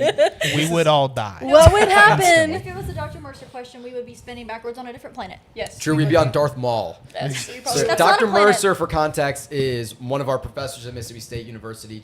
We absolutely love the guy. Very beloved. We're not making fun of him. We love this man to death. We do. And in his homework assignments, he'll do all these really like hypothetical Star Wars planet, like changing the size of the Earth and flipping Coriolis and Or just on a different planet completely with Right. a different It's almost atmosphere. always he'll make us really far, calculate the yeah. different components of the atmosphere before we even start the question and things like that too. Yeah. It's awesome. It's not awesome when we're doing it's really satisfying when you finish it, but anyway. It's really grueling in the when you're in it. Anyways. What's your answer? So what would happen if the Earth spun backwards? How would this affect our weather and climate, and how would this affect the average Joe? So my thing was when I had to research this again because I was like, there's no way I'm gonna remember this. Basically, if the Earth spun backwards, Coriolis would be backwards. Yeah. Therefore, the southern and the northern hemispheres would technically swap. So everything in the northern hemisphere spins counterclockwise. But if the Earth spun backwards, then everything in the northern hemisphere would spin clockwise. Yeah, you would think it wouldn't really change much climate variability, right? Because you're not changing the tilt of the Earth, which, as we know, drives our seasons. We set at 23.44 degrees or But something like that. It would change the ocean currents, though. It would dramatically change this. So Now we're thinking. Now this is a fun conversation. If the ocean currents were backwards, technically, California's climate would take a crazy turn. technically, everywhere would be different. Now That's this a good is an point. interesting. This is fun. I And like if this. the This is the ocean- most nerd. I love this. And if the ocean currents were backwards, that also messes with jet stream. So the Yes. like airline industry would be all messed up. Yep. It would have to be backwards because airplanes like to, fly in the jet stream and whatnot.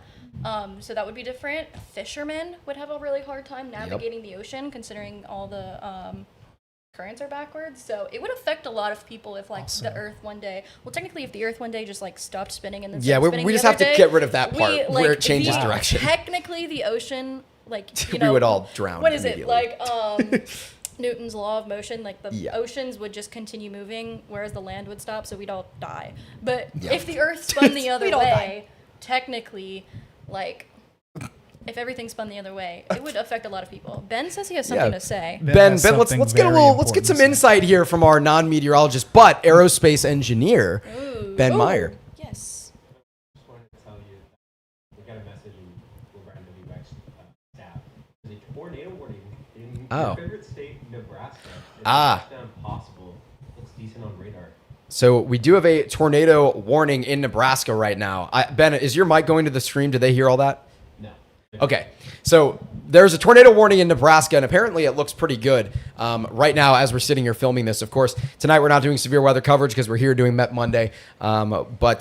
Yeah, apparently there's a tornado warning in Nebraska. So if anyone happens to be out there, definitely tune into your local coverage or somebody else who might be live on YouTube.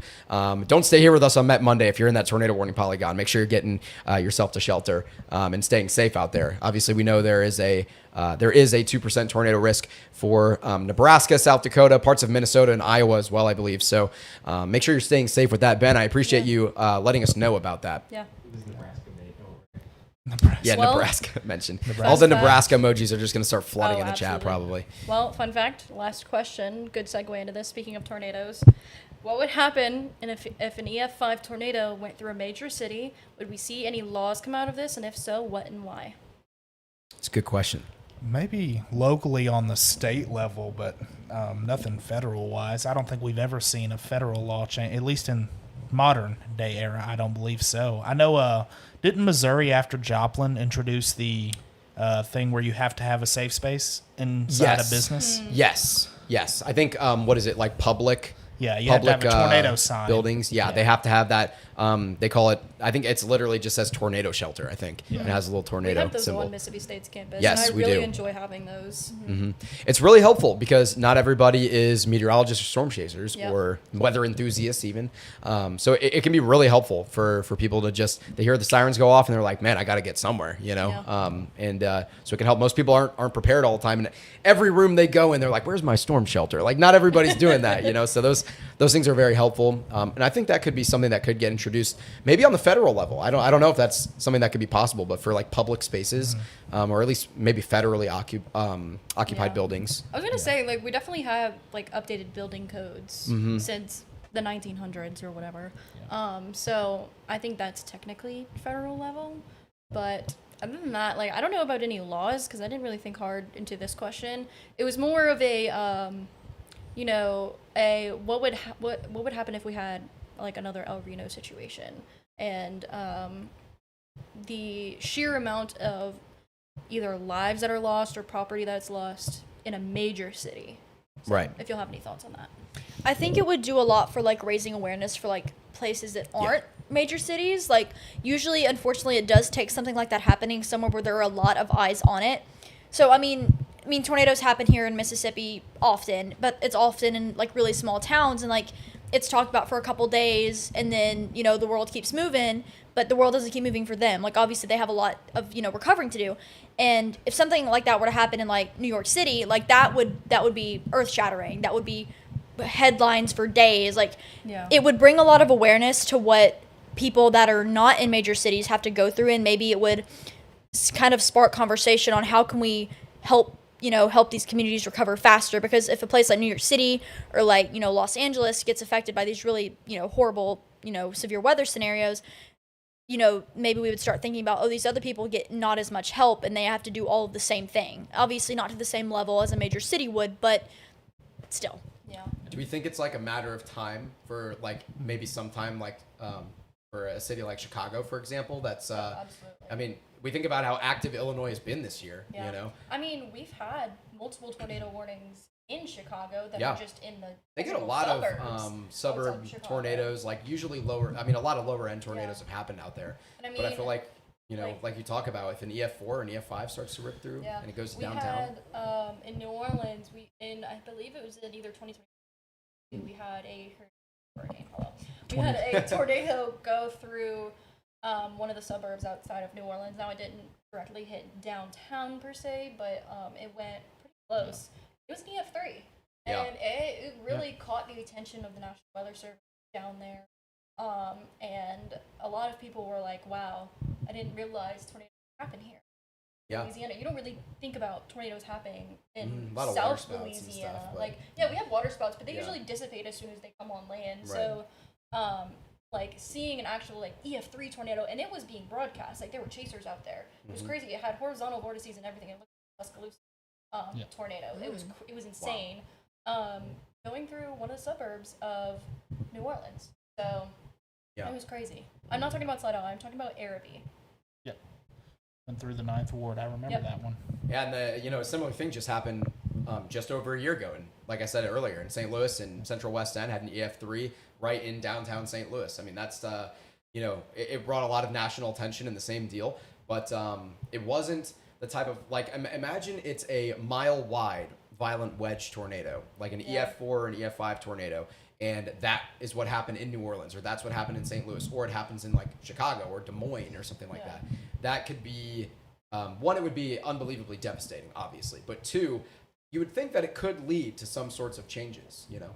I think it would, but Unfortunately, that's the only way it seems to be able to happen. Is the Yeah. changes. it always takes a really big tragedy for Yeah. something good to come out. Yeah, well, that's a little bit more of a grim note, but yeah, that's gonna wrap up our weather roundtable discussion for the day. Coming up next is going to be probably one of the favorite segments, I feel like, of everybody that's watching. We're gonna find out. This is the lightning round. We're going to be talking about random trivia, trying to get the most points, essentially. Ben's going to be conducting some stuff, asking us some questions. Sometimes it'll be collaborative questions where we're all trying to get the right answer, working together as a team. Or sometimes it'll be like he'll just read off a question. First one to say the word gets the point, essentially. So let's get right into that.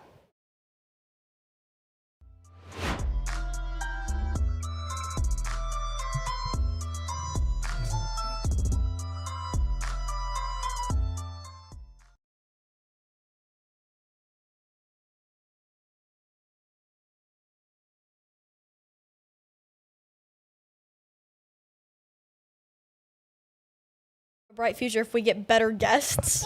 That's funny. I can appreciate that. God, Nice. Yeah, he says, nice podcast. You guys have a bright future, especially if you get better guests. I see that. Jeez, Will, at least get us one with 2 legs.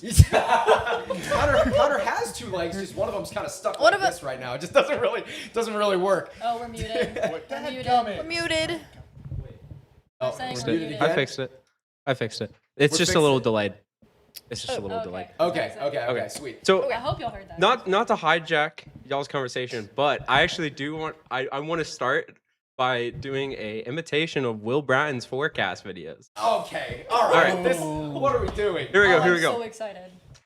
A severe lightning round is coming to your screen now. This will include fast-paced questions that are sure to bring competitiveness to our hosts and give me great opportunities for clip farming. Without further ado, I'm going to jump straight into it. Ben, was that written by ChatGPT? No, it wasn't. What That- are we doing? Ben a bot. GPT. I That think was it's not a AI bot. generated. There you go. Why was that better than mine? Loki. Somebody Somebody replace this guy. Replace this guy. PDS Ben GPT warning. Yeah, just to confirm, chat, we are unmuted, right? It says on the software that we are in fact unmuted. Okay, I see reactions from my impression. I'm guessing it works. So, I think they can hear us. I think they just got to witness sheer greatness. thank you, That was thank all you. unintended. To echo the same sentiment of the top? weekly feature that we did with geography, I'm going to start this lightning round. Well, to start off, we're going to be keeping score, ladies and gentlemen. We're going to be keeping score. I'll give everybody a whoever gets the point a point. And whoever wins, I don't know, gets bragging rights or something. Maybe they can make a tweet on Will Bratton's Twitter. Whoever wins, the others have unsupervised. to buy a drink at Casa. Ooh, I like that. We're raising the stakes here. The great news about Let this me is lock even in. if I lose, it means we have to go to Casa. Casa. So That's it's- true. Yeah, so it's a win-win. If you don't know, Casa Alcohol is is our on local the Mexican line. restaurant. We love Casa frequent that Bravo. place Casa 3 times a Bravo. week. We Can in we get fact a- have been there 3 times in the last week. Let's and get I'm a, not let's ashamed get a to admit Casa it. Bravo How do we get them to sponsorship. sponsor? Yes. True. I don't know if that is gonna Okay. be realistic. I don't but know. I'm down though. They did Shout in out fact. Casa Bravo in They Starkville. sponsored Symposium. They did. I forgot about that. They sent some All right. gift cards. I'm saying. I'm ready. Are y'all ready? Yeah, I'm I ready. guess Yep. so. Okay. Okay, so whoa, how do we ask? So do we just like raise our You just hand? blurt out the No. answer. You just shout this blurt it. thing out. Okay. All right. First one to get it. Taylor would be good. We're at gonna this. start off with U.S. state capitals. All right. Oh God. U.S. state capitals? Yes. I'm so. What lucky. is- I'm sitting forward. Get ready? What is the capital of New York? Albany. Is that Will? Yeah. Bang! Okay. What is the capital of California? Sacramento. Sacramento. No. Lorian, right? That was me. No, Thank that you. was- Oh, I'm sorry. I'm Yes. sorry. That was me. My bad. Oh, Okay. come on. I know we're twins, but Jesus. We're sisters. What is the capital of Illinois? No. Is it Spring? It's not Springfield. Springfield. Is it? It is Springfield. I don't know. I think Taylor might have gotten the full word out before you I did. stuttered too bad. I was like, I wasn't confident enough. I was like, I think it's Springfield. I'll Yeah. take the point. Yeah, I think Taylor gets that. What is the capital of Pennsylvania? Harrisburg. Pittsburgh. It is. It's Will definitely got not. it. Harris- Harrisburg. yeah. Harrisburg. Harrisburg. What is the capital of Michigan? St. Paul. Nope, that's not it. That's Minnesota. Minnesota. Grand Rapids. Lansing. Lansing. Adrian got Lansing. it. No. Oh, that's a good shout. Okay. What is the capital of Washington? Oh, Olympia. Yep. Yes. Bang! Dang it. See, I would never know these off the top of my head, but when I'm y'all choking. say What is the capital of Nevada? Ooh. it's Is not it- Las Vegas. It's not Reno, is it? It is Reno. No. It's not Reno. It's a name. Carson City. Yes. Wow. Nice. There's no way. It's like That's a Carson Park crazy from pull. earlier. Right. How did you get I don't know. Been everywhere. guys. I have been hard. everywhere. All right. Capital of Florida. Tallahassee. Jacksonville. Was that Taylor? Wait, no, It's it's Tallahassee. Tallahassee. Yeah, it's Tallahassee. I'm stupid. All right. Will and Taylor are tied. What is the capital of New Mexico? Ruidoso. Albuquerque. No, it's Albuquerque. Reno. No, it's oh my gosh. Oh, Sam is so disappointed in us. It's Sam. it's Santa something, I think. Santa Rosa. Santa Fe. Adrian Santa got Fe. it. Santa Fe. Thanks. I'm so sorry, Sam. Ruidoso. Shout out Sam Sam. hates We us love now. you. Shout out Sam Sam Gonzalez. hates us now. That's All right. tough. Let's up the difficulty. God. Let's go to world country capitals. Oh, Oh. no. Boy, I'm getting none. Yeah, wrap it up with this one, guys. If none of y'all get it, the point goes to me. Okay. Yeah, okay. I'm gonna give you the capital of Azerbaijan or something. I don't think that's how you say it. Uzbekistan. What is the capital of Australia? Sydney. No, it's not. Queensland. Is it Melbourne? Nope. No, I just heard this recently. Starts with the I C. know this. Oh my goodness. Starts with a C. Canberra. Yeah. Yes. No. I've never even heard of that. Nice. Good shout. It's not. I should have gotten that. one. I Australia's just not real. heard about this. Like, I just heard the city name. I mean, mentioned. What's the capital of the United States? Washington Washington, D.C. D.C. Ouch. Why did I hesitate? I know, I kind of did It's too. a trick question. What is the capital of Canada? Who? Ottawa. Quebec. Ottawa. Yeah, Dang. it's Ottawa. Wow. Guys, What this is is the capital of Turkey? Turkey. Oh, This one's I could- hard. Is it Istanbul? Nope. I could tell you where all these countries were. I cannot tell you their Oh capitals. man, what is the capital? Is We it- should is do a it like countries quiz. Is it a historical play? Like, is it? Um, I don't even it know starts with any- an A. Not a chance. Okay. Oh, I might It's- not get this one. This might What be is your it? first point, Ben. It's Ankara. I wouldn't have gotten Ankara. Never heard of Ankara. That's a bummer. This is a special one. I actually went to this country 2 years ago. What is the capital of Switzerland? Stockholm. That's No. Sweden. Oh, Switzerland. Whoa! I said that way too confidently. Wrong country. Switzerland. Oh my goodness. Yeah. We just went to the Swiss Alps like last summer, right? He just No, it was 2 actually summers ago? a winter Okay. break. Man, it was what winter is break. the capital of Switzerland? I said Stockholm. It's incredible. I don't know. I feel like it begins with an L, but I think I'm thinking of Luxembourg, which is a country. Give us Yeah, the that's first a letter. country. Give us the first letter. B, as in Ben. Benjamin. Budapest? No. I'll tell you this. Miles in Budapest. It's crazy. The capital has all of the letters in my name. Like Ben or Benjamin? Ben. I think the capital Is it the Big Ben? Bean. It's Bjorn. B-E-R-N. Oh, Bjorn. Oh. Oh, my goodness. Wow. I've never heard of it. Yeah. I'm not even kidding. I'm not even wouldn't gonna have give gotten you Myanmar. Yeah, no, let's not do Myanmar. Here, I'm not getting that one. I'll just put it on screen. What it? Well, Wait, guys, I know what the capital of France is, though. This is the capital of Myanmar. I don't think you can see it. Yeah, it's too great. It's Naypyidaw. You lost me. Sure. What are you spelling? Next Naypyidaw. question. Naypyidaw. I'm not getting What that is one. happening? What is the capital of Bolivia? Oh, Bolivia. La Paz. Mm-mm. No, what is La Paz? La Paz is Does anyone know French here? Nope. No? Okay. Well, it's the French word for sugar. I know je te laisse aller de moi. Wait. I'm trying to think of that song. I know- It's like all the Spanish-speaking countries. You know what I'm talking about? No. No. Okay. Trick question. Switzerland You doesn't said, have a you capital. said Belize, right? No. Bolivia. No. Oh, Bolivia. If it's a Bolivia. French, if it's the French word for sugar, it's probably similar to the Spanish word for sugar, which is azúcar. But I don't. Is it close? You made a face. What she No, said. it's sucre. S-U-C-R-E. I would not have gotten that one. No. Okay. Well, let's Sucre. that's pretty good for that. Will is in the lead with 5 points. Taylor's at 3. Lorian 2 and Adrian 2. So it's still up in the air. I mean, It is Will very is much up in Will is making crazy gestures for only being 2 Guys, we points have to take ahead. Will down. Whoa! What did I Can't just let him do win there? on his own I'm sitting podcast. forward in my chair. Do weather All right. history. I was please. too. Oh God. Weather Do history. not do weather analogs, please. Don't do Please it. do it. Do you think I would be able to like even give questions as a You could Google. anyway? Okay. Completely swapping it up. This is meteorological now. What is let's do acronyms. Okay. Oh, What God. does LCL stand for? Lifting condensation level. Give us all. I'm just gonna give everybody a point. Nice. I'm just gonna give everybody a point. That is, hey, means you know your stuff. What is standard sea level pressure in millibars? 115.25. No, No, 13.25. No! We all got it. It's 113.25.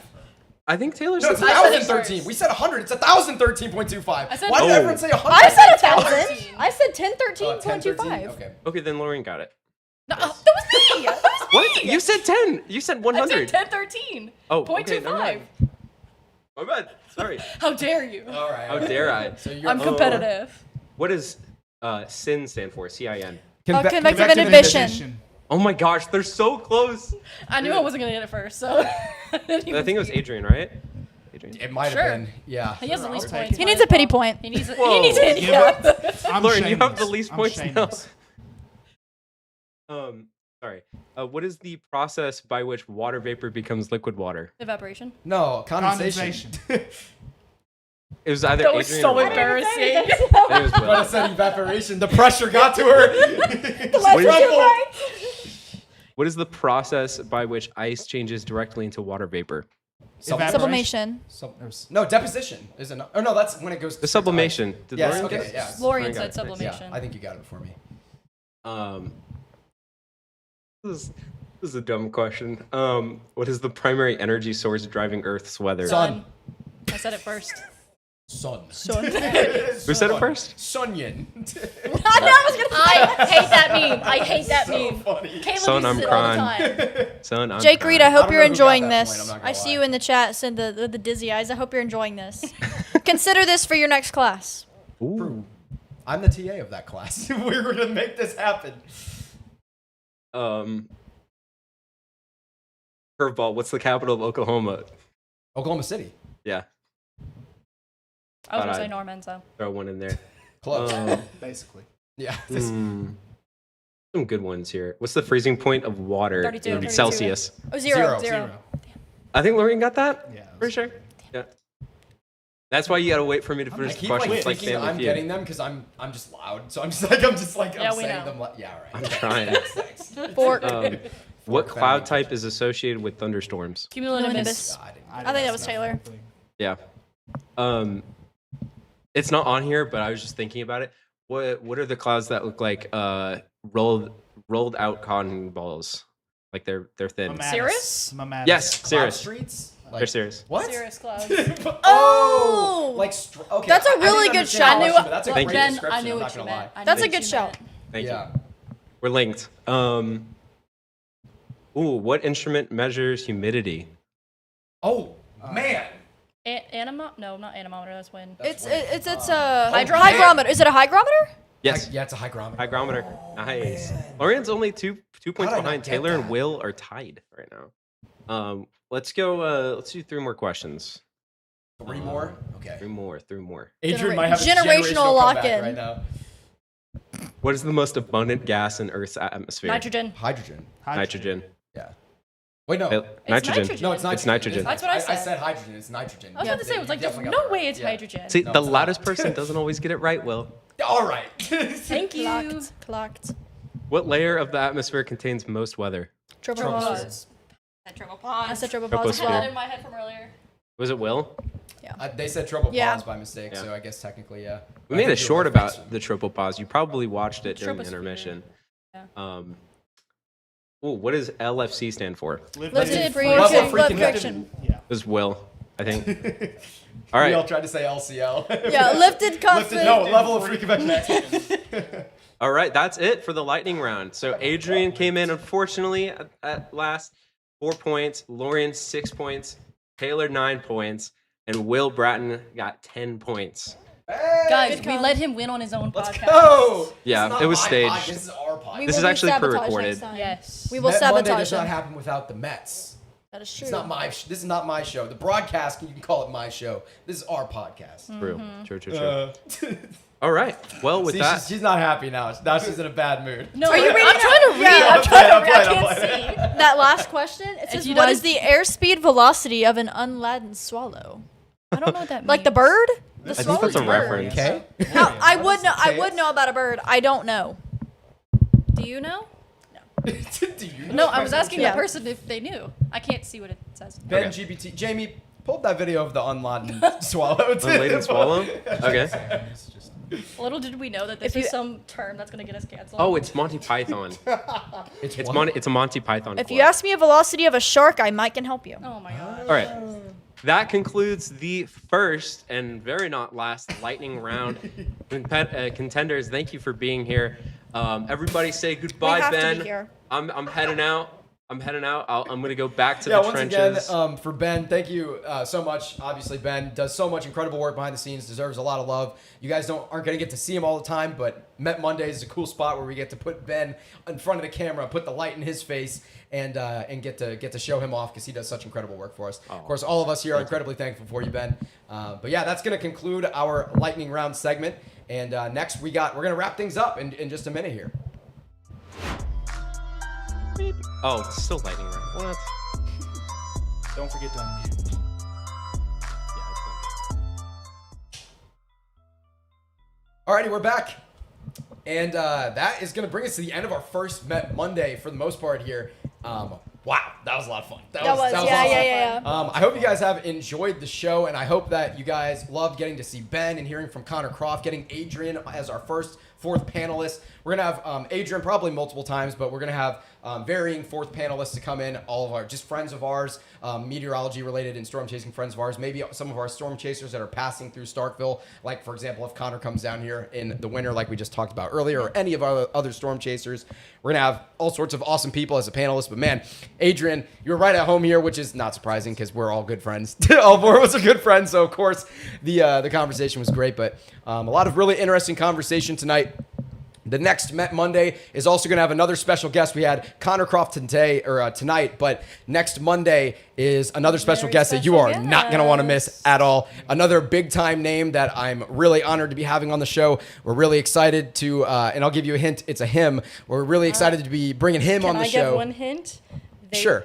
Somebody mentioned him in the chat earlier. Oh, okay. So whoever this mystery guest is has apparently been mentioned in the chat earlier, but we're going to be super excited to talk. Yeah, it's Connor's dad. Ben said it's Connor's dad. Yeah, we're having Connor Croft's dad on the podcast. I would do that, honestly. I think that'd be hilarious. Mr. Croft, shoot me an email. Let's make this happen.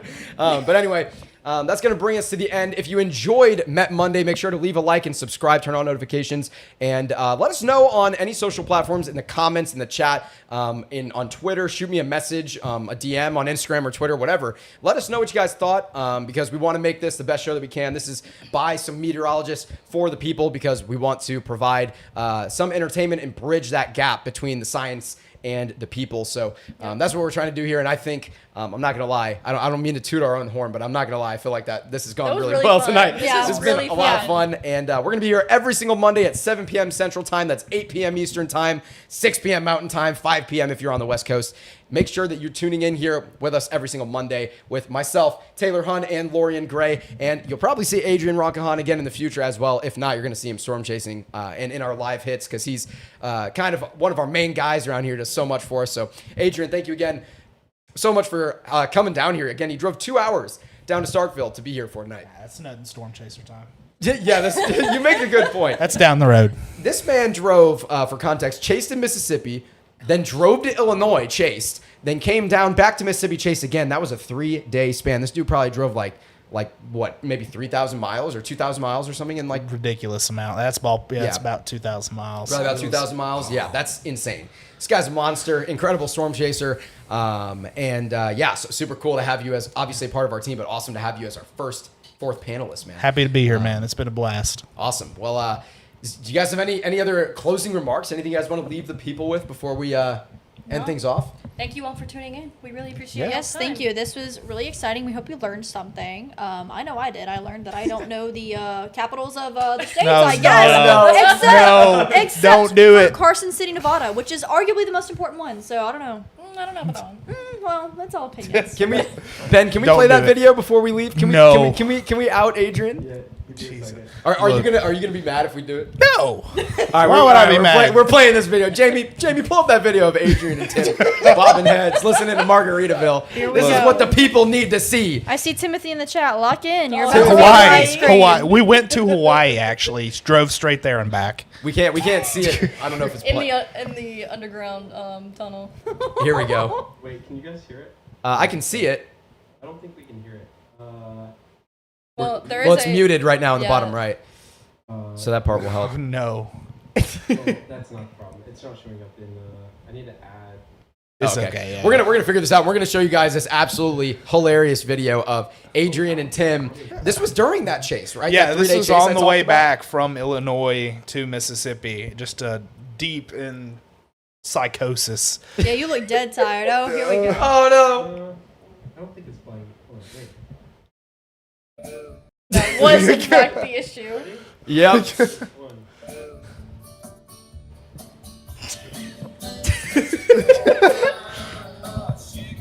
Listen, there was not a thought behind my eyes. I just want to tell you that. Don't look like we can see. This is what storm chasing is, guys. This is what it's I about. wonder what it's happens when it's storm one- chasers aren't directly under the tornado. It is self- This is what A happens. bunch of this. Self-inflicted psychosis. Completely optional. by Never the way. been happier to be insane. I just want you to know. How many hours of that chase did you sleep in the car? Too many. Yeah. All self-inflicted psychosis, like Lorian said. Loved every second of it. I saw the face. I saw the face, yeah. But anyway, that's a great note to leave us on. Thank you guys so much for tuning in to Met Monday. We're going to be live tomorrow night with severe weather coverage like normal, as we do have more severe weather coming tomorrow night, which is Tuesday. So Met Tuesday returns. What's the big whoop, Adrian? What happened? We have Isaiah in the chat asking if they saw Effingham out there. Oh, no. We missed Effingham. We're bad chasers. No, we did not. Yeah, truth nuke. Absolute truth nuke coming Crying, from Isaiah. screaming, throwing up. Just But again, thank you guys so much for tuning in. We're going to see you guys next Monday. Don't go anywhere. Make sure you subscribe and have notifications turned on, and we'll see you guys soon. Happy Met Monday, everybody. Happy Met Monday. Happy Met Monday. See you guys. That was awesome. He actually just happened.